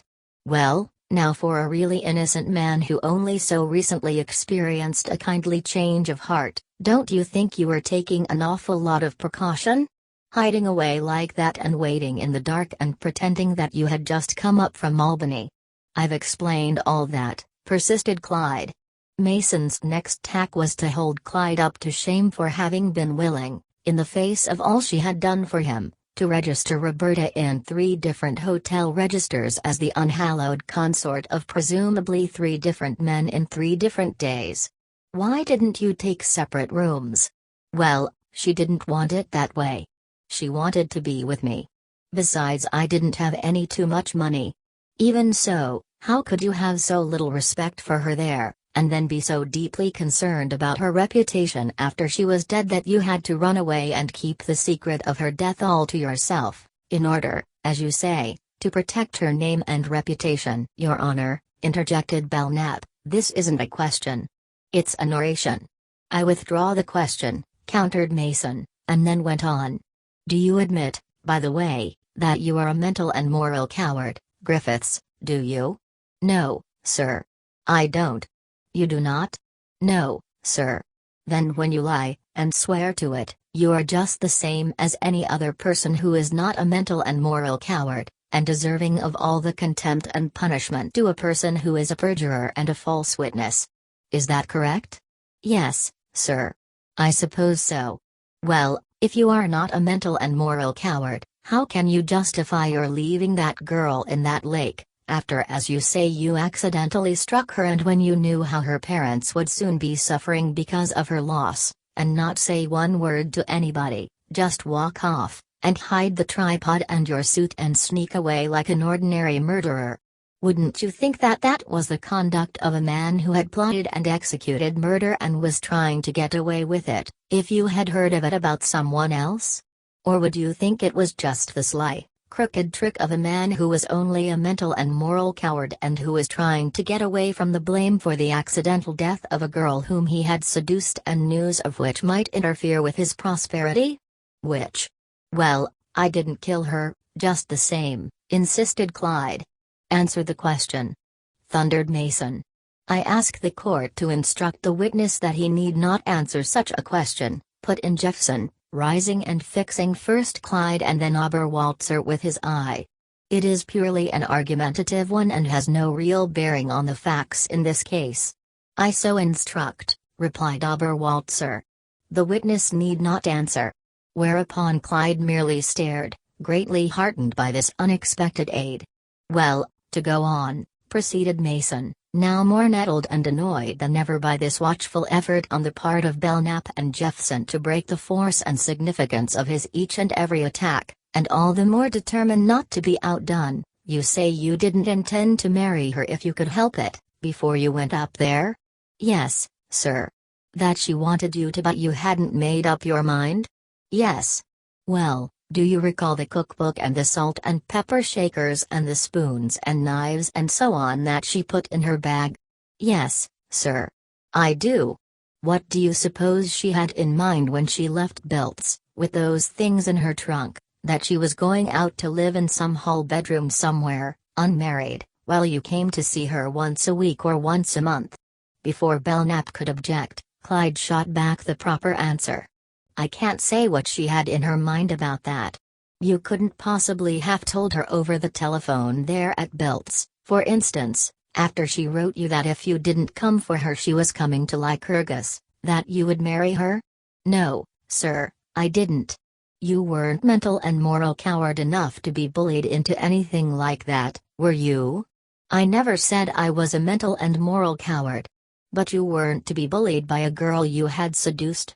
"Well, I couldn't feel then that I ought to marry her."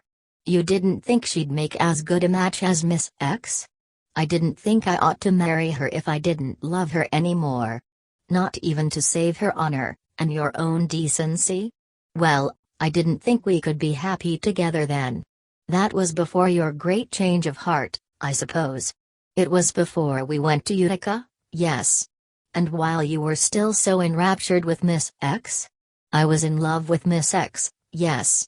"Do you recall, in one of those letters to you that you never answered," and here Mason proceeded to take up and read from one of the first 7 letters, "her writing this to you, 'I feel upset and uncertain about everything, although I try not to feel so, now that we have our plan and you are going to come for me as you said.'" Now just what was she referring to there when she wrote, "Now that we have our plan"? I don't know, unless it was that I was coming to get her and take her away somewhere temporarily. Not to marry her, of course. No, I hadn't said so. But right after that in this same letter she says, "On the way up, instead of coming straight home, I decided to stop at Homer to see my sister and brother-in-law, since I am not sure now when I'll see them again, and I want so much that they shall see me respectable or never at all any more." Now just what do you suppose she meant by that word respectable? Living somewhere in secret and unmarried and having a child while you send her a little money, and then coming back maybe and posing as single and innocent or married and her husband dead, or what? Don't you suppose she saw herself married to you, for a time at least, and the child given a name? That plan she mentions couldn't have contemplated anything less than that, could it? Well, maybe as she saw it it couldn't, evaded Clyde. "But I never said I would marry her." Well, we'll let that rest a minute," went on Mason doggedly.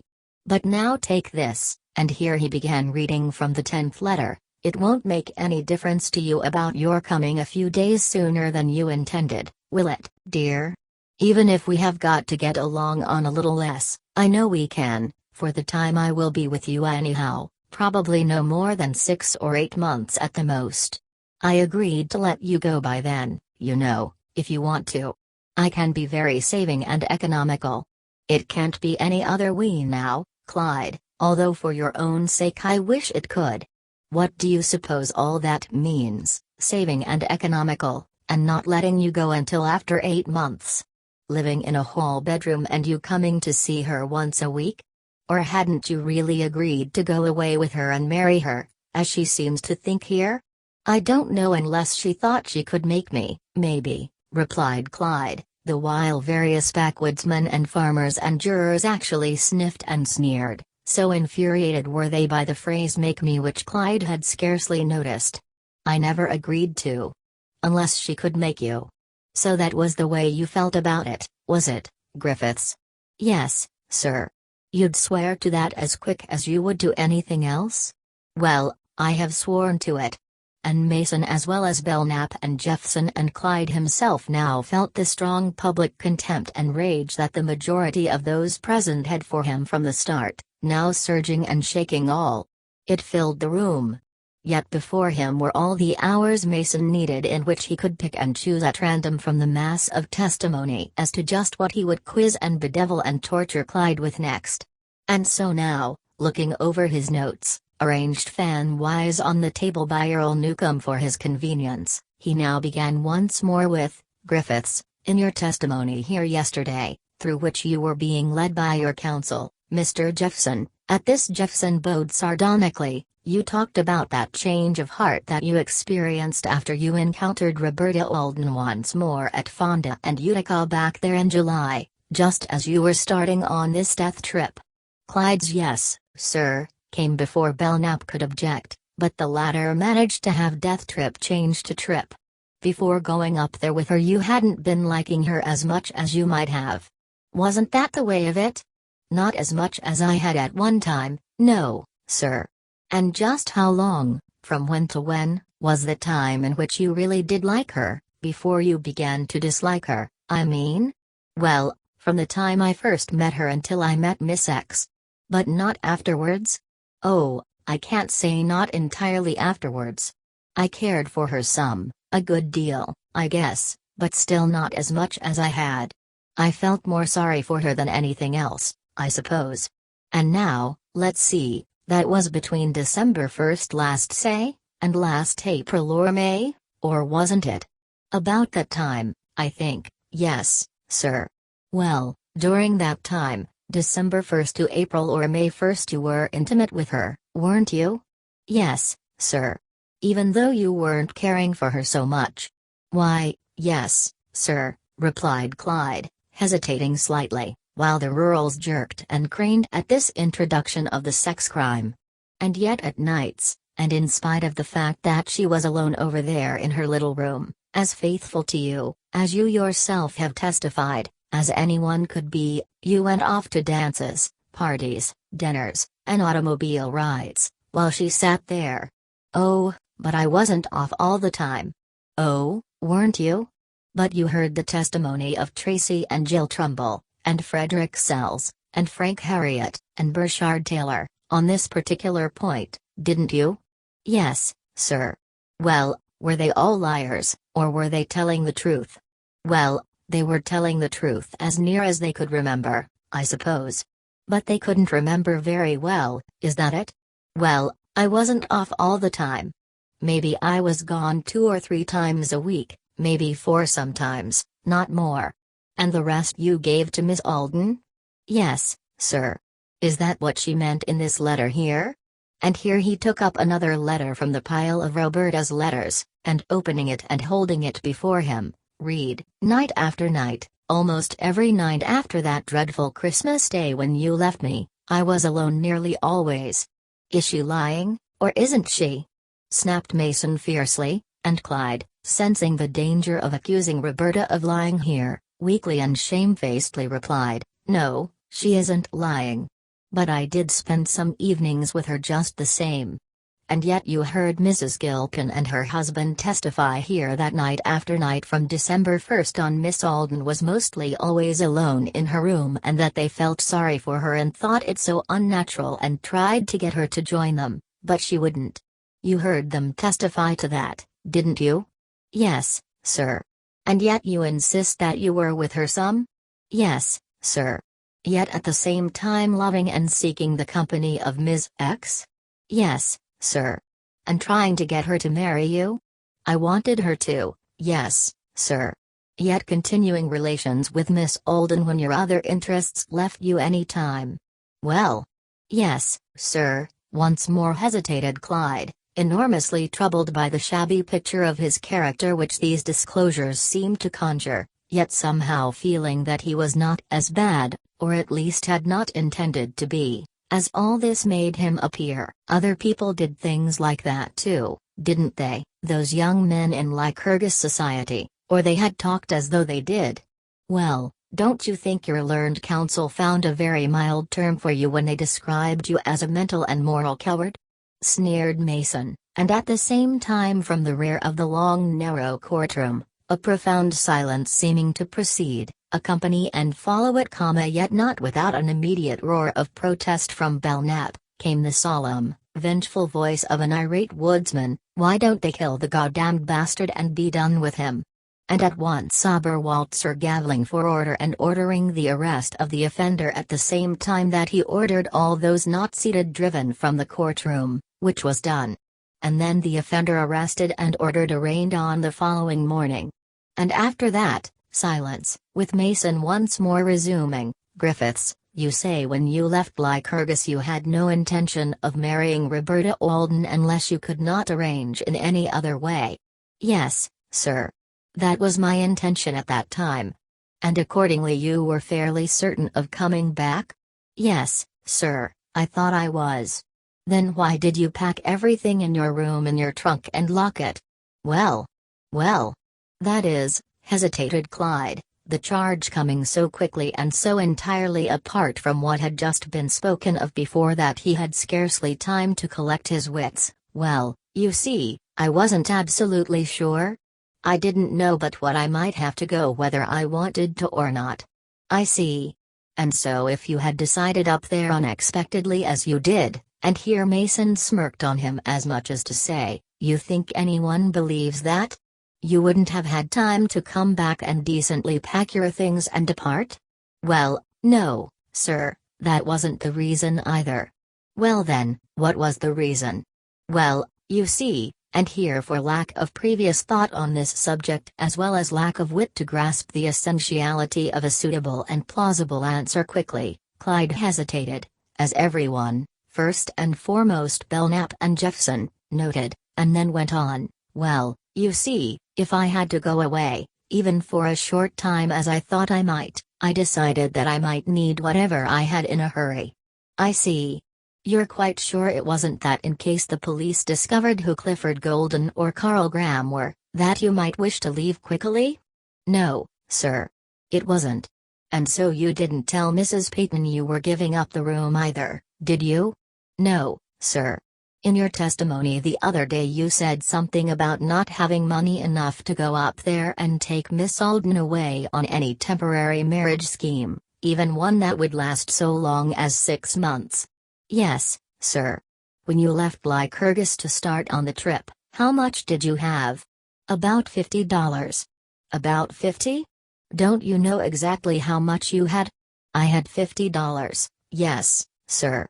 "And while you were in Utica and Grass Lake and getting down to Sharon afterwards, how much did you spend?" "I spent about $20 on the trip, I think."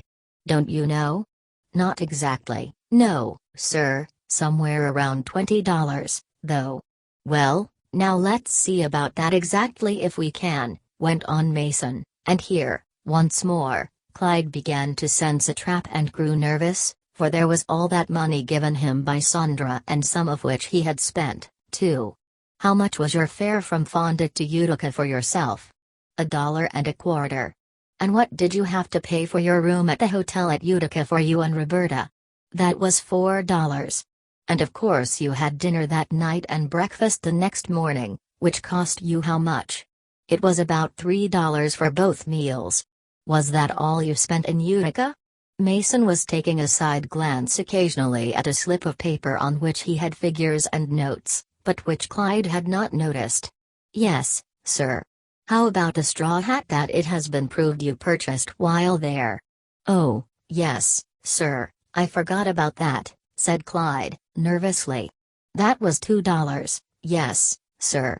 He realized that he must be more careful. "And your fares to Grass Lake were, of course, $5. Is that right?" "Yes, sir." "Then you hired a boat at Grass Lake. How much was that?" "That was 35 cents an hour." "And you had it how long?" 3 hours. "Making $1.05. "Yes, sir." "And then that night at the hotel, they charged you how much?" $5, wasn't it?" "Yes, sir." "And then didn't you buy that lunch that you carried out in that lake with you up there?" "Yes, sir." I think that was about 60 cents. And how much did it cost you to get to Big Bittern?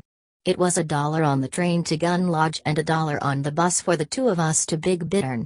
You know these figures pretty well, I see. Naturally, you would. You didn't have much money and it was important. And how much was your fare from 3 Mile Bay to Sharon afterwards? My fare was 75 cents. Did you ever stop to figure this all up exactly? No, sir. Well, will you? Well, you know how much it is, don't you? Yes, sir, I do. It was $24.65. You said you spent $20. But here is a discrepancy of $4.65. How do you account for it? Well, I suppose I didn't figure just exactly right, said Clyde, irritated by the accuracy of figures such as these. But now Mason slyly and softly inquiring, oh, yes, Griffiths, I forgot, how much was the boat you hired at Big Bittern? He was eager to hear what Clyde would have to say as to this, seeing that he had worked hard and long on this pitfall. Oh, that is, began Clyde, hesitatingly, for at Big Bittern, as he now recalled, he had not even troubled to inquire the cost of the boat, feeling as he did at the time that neither he nor Roberta were coming back. But now here and in this way it was coming up for the first time. And Mason, realizing that he had caught him here, quickly interpolated a yes. To which Clyde replied, but merely guessing at that, why, 35 cents an hour, just the same as at Grass Lake, so the boatman said. But he had spoken too quickly. And he did not know that in reserve was the boatman who was still to testify that he had not stopped to ask the price of the boat. And Mason continued, oh, it was it? The boatman told you that, did he? Yes, sir. Well now, don't you recall that you never asked the boatman at all? It was not 35 cents an hour, but 50 cents. But of course you do not know that because you were in such a hurry to get out on the water and you did not expect to have to come back and pay for it anyway. So you never even asked, you see. Do you see? Do you recall that now? And here Mason produced a bill that he had gotten from the boatman and waved it in front of Clyde. It was 50 cents an hour, he repeated. They charge more than at Grass Lake. But what I want to know is, if you are so familiar with these other figures, as you have just shown that you are, how comes it that you are not familiar with this figure? Didn't you think of the expense of taking her out in a boat and keeping the boat from noon until night? The attack came so swiftly and bitterly that at once Clyde was confused. He twisted and turned, swallowed and looked nervously at the floor, ashamed to look at Jeffson who had somehow failed to coach him as to this. Well, bawled Mason, any explanation to make as to that? Doesn't it strike even you as strange that you can remember every other item of all your expenditures, but not that item? And now each juror was once more tense and leaning forward. And Clyde, noting their interest and curiosity, and most likely suspicion, now returned, well, I don't know just how I came to forget that. Oh, no, of course you don't, snorted Mason. A man who is planning to kill a girl on a lone lake has a lot of things to think of, and it isn't any wonder if you forget a few of them. But you didn't forget to ask the purser the fare to Sharon, once you got to 3 Mile Bay, did you? I don't remember if I did or not. Well, he remembers. He testified to it here. You bothered to ask the price of the room at Grass Lake. You asked the price of the boat there. You even asked the price of the bus fare to Big Bittern. What a pity you couldn't think to ask the price of the boat at Big Bittern. You wouldn't be so nervous about it now, would you? And here Mason looked at the jurors as much as to say, you see. I just didn't think of it, I guess, repeated Clyde. A very satisfactory explanation, I'm sure, went on Mason, sarcastically. And then as swiftly as possible, I don't suppose you happen to recall an item of $13.20 paid for a lunch at the casino on July 9th, the day after Roberta Alden's death, do you or do you not? Mason was dramatic, persistent, swift, scarcely giving him time to think or breathe, as he saw it. At this Clyde almost jumped, So startled was he by this question and charge, for he did not know that they had found out about the lunch. "And do you remember, too," went on Mason, "that over $80 was found on you when you were arrested?" "Yes, I remember it now," he replied. As for the $80 he had forgotten. Yet now he said nothing, for he could not think what to say. "How about that?" went on Mason, doggedly and savagely. "If you only had $50 when you left Lycurgus and over $80 when you were arrested, and you spent $24.65 plus 13 for a lunch, where did you get that extra money from?" "Well, I can't answer that just now," replied Clyde, sullenly, for he felt cornered and hurt. That was Sandra's money and nothing would drag out of him where he had gotten it. "Why can't you answer it?" roared Mason. "Where do you think you are, anyhow? And what do you think we are here for? To say what you will or will not answer? You are on trial for your life, don't forget that. You can't play fast and loose with law, however much you may have lied to me. You are here before these 12 men and they are waiting to know. Now, what about it? Where did you get that money?" "I borrowed it from a friend." "Well, give his name." "What friend?" "I don't care to." "Oh, you don't? Well, you're lying about the amount of money you had when you left Lycurgus, that's plain. And under oath, too. Don't forget that. That sacred oath that you respect so much. Isn't that true?" "No, it isn't," finally observed Clyde, stung to reason by this charge. "I borrowed that money after I got to 12th Lake." "And from whom?" "Well, I can't say." "Which makes the statement worthless," retorted Mason. Clyde was beginning to show a disposition to balk. He had been sinking his voice and each time Mason commanded him to speak up and turn around so the jury could see his face, he had done so, only feeling more and more resentful toward this man who was thus trying to drag out of him every secret he possessed. He had touched on Sandra, and she was still too near his heart to reveal anything that would reflect on her. So now he sat staring down at the jurors somewhat defiantly, when Mason picked up some pictures. "Remember these?" he now asked Clyde, showing him some of the dim and watermarked reproductions of Roberta besides some views of Clyde and some others, none of them containing the face of Sandra, which were made at the Cranstons on his first visit, as well as 4 others made at Bear Lake later, and with one of them showing him holding a banjo, his fingers in position. "Recall where these were made?"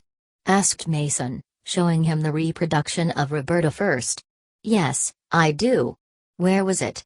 "On the south shore of Big Bittern the day we were there." He knew that they were in the camera and had told Belknap and Jeffson about them, yet now he was not a little surprised to think that they had been able to develop them.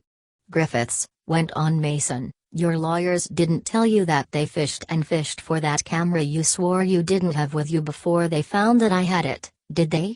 "They never said anything to me about it," replied Clyde. "Well, that's too bad. I could have saved them a lot of trouble. Well, these were the photos that were found in that camera and that were made just after that change of heart you experienced, you remember?" "I remember when they were made," replied Clyde, sullenly.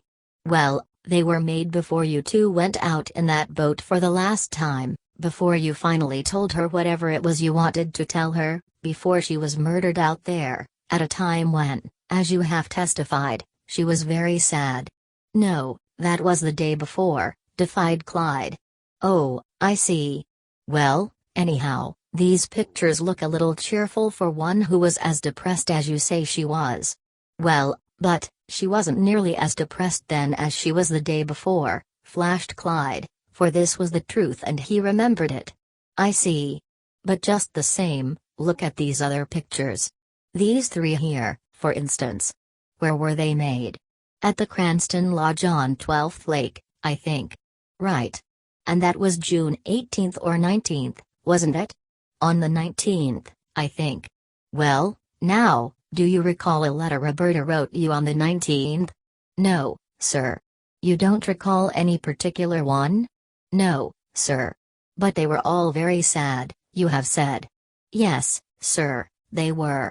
"Well, This is that letter written at the time these pictures were made. He turned to the jury. I would like the jury to look at these pictures and then listen to just one passage from this letter written by Miss Alden to this defendant on the same day. He has admitted that he was refusing to write or telephone her, although he was sorry for her, he said, turning to the jury. And here he opened a letter and read a long sad plea from Roberta. And now here are 4 more pictures, Griffiths. And he handed Clyde the 4 made at Bear Lake. Very cheerful, don't you think? Not much like pictures of a man who has just experienced a great change of heart after a most terrific period of doubt and worry and evil conduct, and has just seen the woman whom he had most cruelly wronged, but whom he now proposed to do right by, suddenly drowned. They look as though you hadn't a care in the world, don't they? Well, they were just group pictures. I couldn't very well keep out of them. But this one in the water here. Didn't it trouble you the least bit to go in the water the 2nd or 3rd day after Roberta Alden had sunk to the bottom of Big Bittern, and especially when you had experienced such an inspiring change of heart in regard to her? I didn't want anyone to know I had been up there with her. We know all about that. But how about this banjo picture here? Look at this. And he held it out. Very gay, isn't it? He snarled.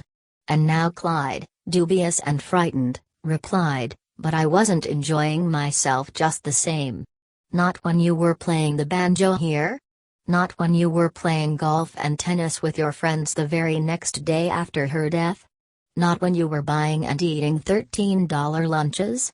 Not when you were with Miss X again, and where you yourself testified that you preferred to be?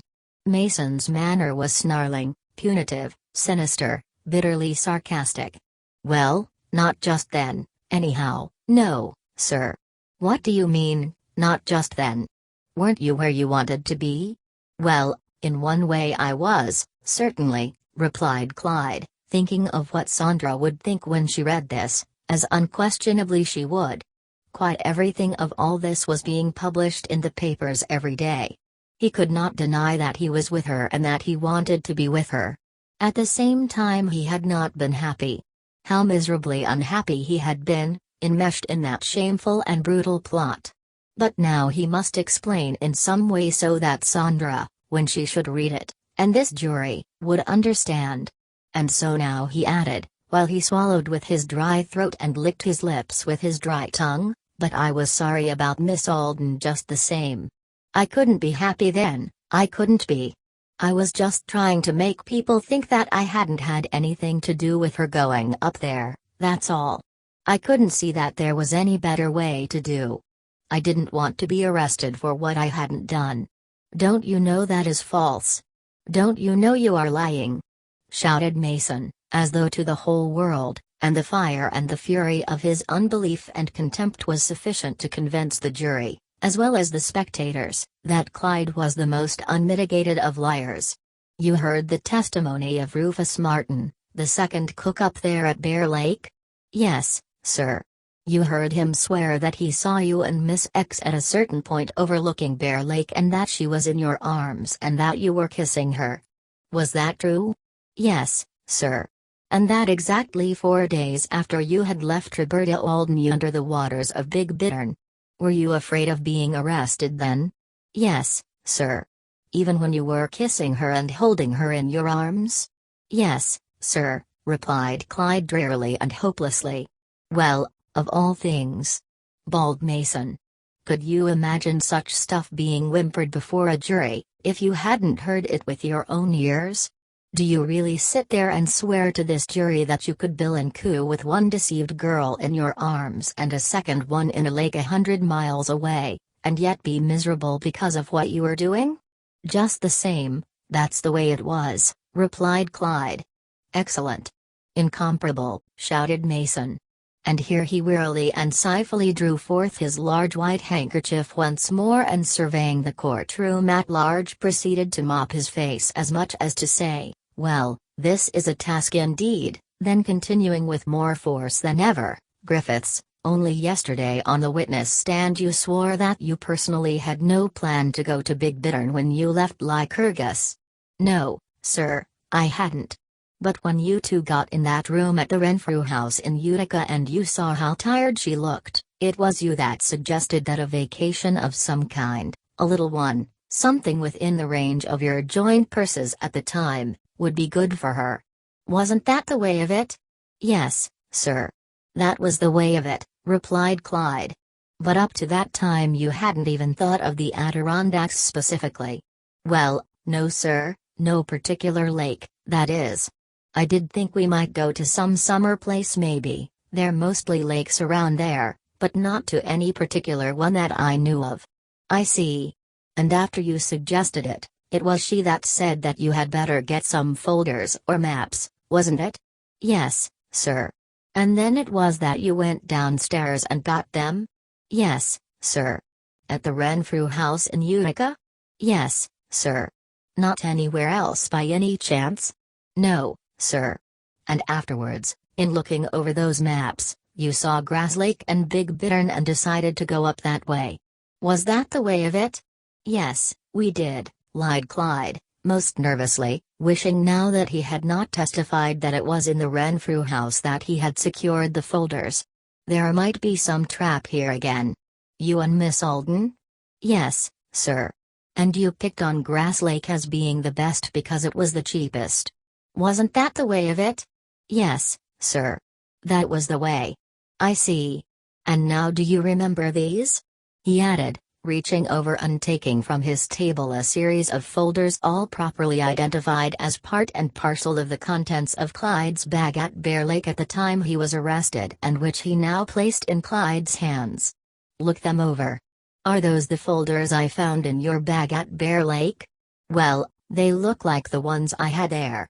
Are these the ones you found in the rack at the Renfrew house and took upstairs to show Miss Alden? Not a little terrified by the care with which this matter of folders was now being gone into by Mason, Clyde opened them and turned them over. Even now, because the label of the Lycurgus house, compliments of Lycurgus house, Lycurgus, N.Y., was stamped in red very much like the printed red lettering on the rest of the folder, he failed to notice it at first. He turned them over, and then having decided that there was no trap here, replied, "Yes, I think these are the ones." "Well, now," went on Mason, slyly, "in which one of these was it that you found that notice of Grass Lake Inn and the rate they charged up there? Wasn't it in this one?" And here he returned the identical stamped folder, on one page of which, and the same indicated by Mason's left forefinger, was the exact notice to which Clyde had called Roberta's attention. Also in the center was a map showing the Indian chain together with 12th, Big Bittern, and Grass Lakes, as well as many others, and at the bottom of this map a road plainly indicated as leading from Grass Lake and Gun Lodge south past the southern end of Big Bittern to 3 Mile Bay.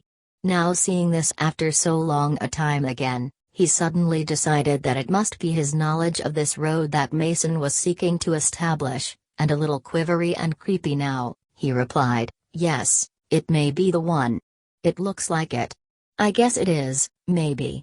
"Don't you know that it is?" insisted Mason, darkly and dirly. "Can't you tell from reading that item there whether it is or not?" "Well, it looks like it," replied Clyde, evasively after examining the item which had inclined him toward Grass Lake in the first place. "I suppose maybe it is." "You suppose? You suppose?" Getting a little more cautious now that we're getting down to something practical.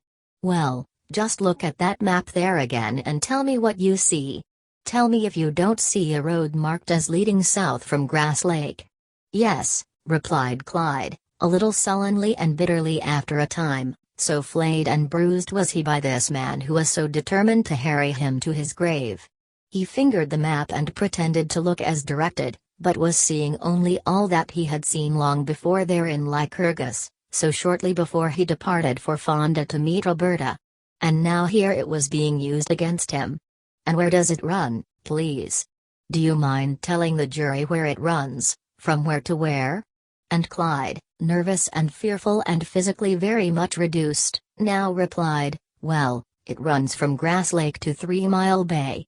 "And to what or near what other places in between?" continued Mason, looking over his shoulder. "Gun Lodge. That's all. What about Big Bittern? Doesn't it run near that when it gets to the south of it? Yes, sir, it does here. Ever notice or study that map before you went to Grass Lake from Utica? Persisted Mason, tensely and forcefully. No, sir, I did not. Never knew the road was on there? Well, I may have seen it, replied Clyde, but if so I didn't pay any attention to it. And, of course, by no possible chance could you have seen or studied this folder and that road before you left Utica? No, sir. I never saw it before. I see. You're absolutely positive as to that? Yes, sir. I am.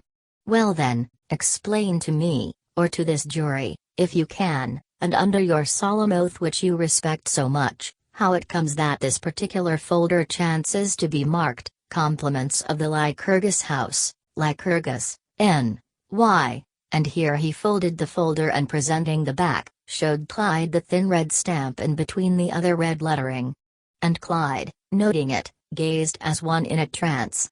His ultra-pale face now blanched gray again, his long thin fingers opened and shut, the red and swollen and weary lids of his eyes blinked and blinked to break the strain of the damning fact before him. I don't know, he said, a little weakly, after a time. It must have been in the Renfrew house rack. Oh, must it? And if I bring 2 witnesses here to swear that on July 3rd, 3 days before you left Lycurgus for Fonda, you were seen by them to enter the Lycurgus house and take 4 or 5 folders from the rack there, will you still say that it must have been in the rack at the Renfrew house on July 6th? As he said this, Mason paused and looked triumphantly about as much as to say, there, answer that if you can. And Clyde, shaken and stiff and breathless for the time being, was compelled to wait at least 15 seconds before he was able sufficiently to control his nerves and voice in order to reply, well, it must have been. I didn't get it in Lycurgus. Very good. But in the meantime we'll just let these gentlemen here look at this, and he now turned the folder over to the foreman of the jury, who in turn passed it to the juryman next to him, and so on, the while a distinct whisper and buzz passed over the entire courtroom. And when they had concluded, and much to the surprise of the audience, which was expecting more and more attacks and exposures, almost without cessation, Mason turned and explained, that's all. And at once many of the spectators in the room beginning to whisper, trapped. Trapped. And Justice Oberwalzer at once announcing that because of the lateness of the hour, and in the face of a number of additional witnesses for the defense, as well as a few in rebuttal for the prosecution, he would prefer it if the work for the day ended here. And both Belknap and Mason gladly agreeing. And Clyde, the doors of the courtroom being stoutly locked until he should be in his cell across the way, being descended upon by Kraut and Sissel and by them led through and down the very door and stairs which for days he had been looking at and pondering about. And once he was gone, Belknap and Jeffson looking at each other but not saying anything until once more safely locked in their own office, when Belknap began with, not carried off with enough of an air. The best possible defense but not enough courage. It just isn't in him, that's all. And Jeffson, flinging himself heavily into a chair, his overcoat and hat still on, and saying, no, that's the real trouble, no doubt. It must have been that he really did kill her. But I suppose we can't give up the ship now. He did almost better than I expected, at that. And Belknap adding, well, I'll do my final best and damnedest in my summing up, and that's all I can do. And Jeffson replying, a little wearily, that's right, Alvin, it's mostly up to you now, I'm sorry. But in the meantime, I think I'll go around to the jail and try and hearten him up a bit. It won't do to let him look too winged or lame tomorrow. He has to sit up and make the jury feel that he, himself, feels that he isn't guilty whatever they think. And rising he shoved his hands in the side pockets of his long coat and proceeded through the winters dark and cold of the dreary town to see Clyde,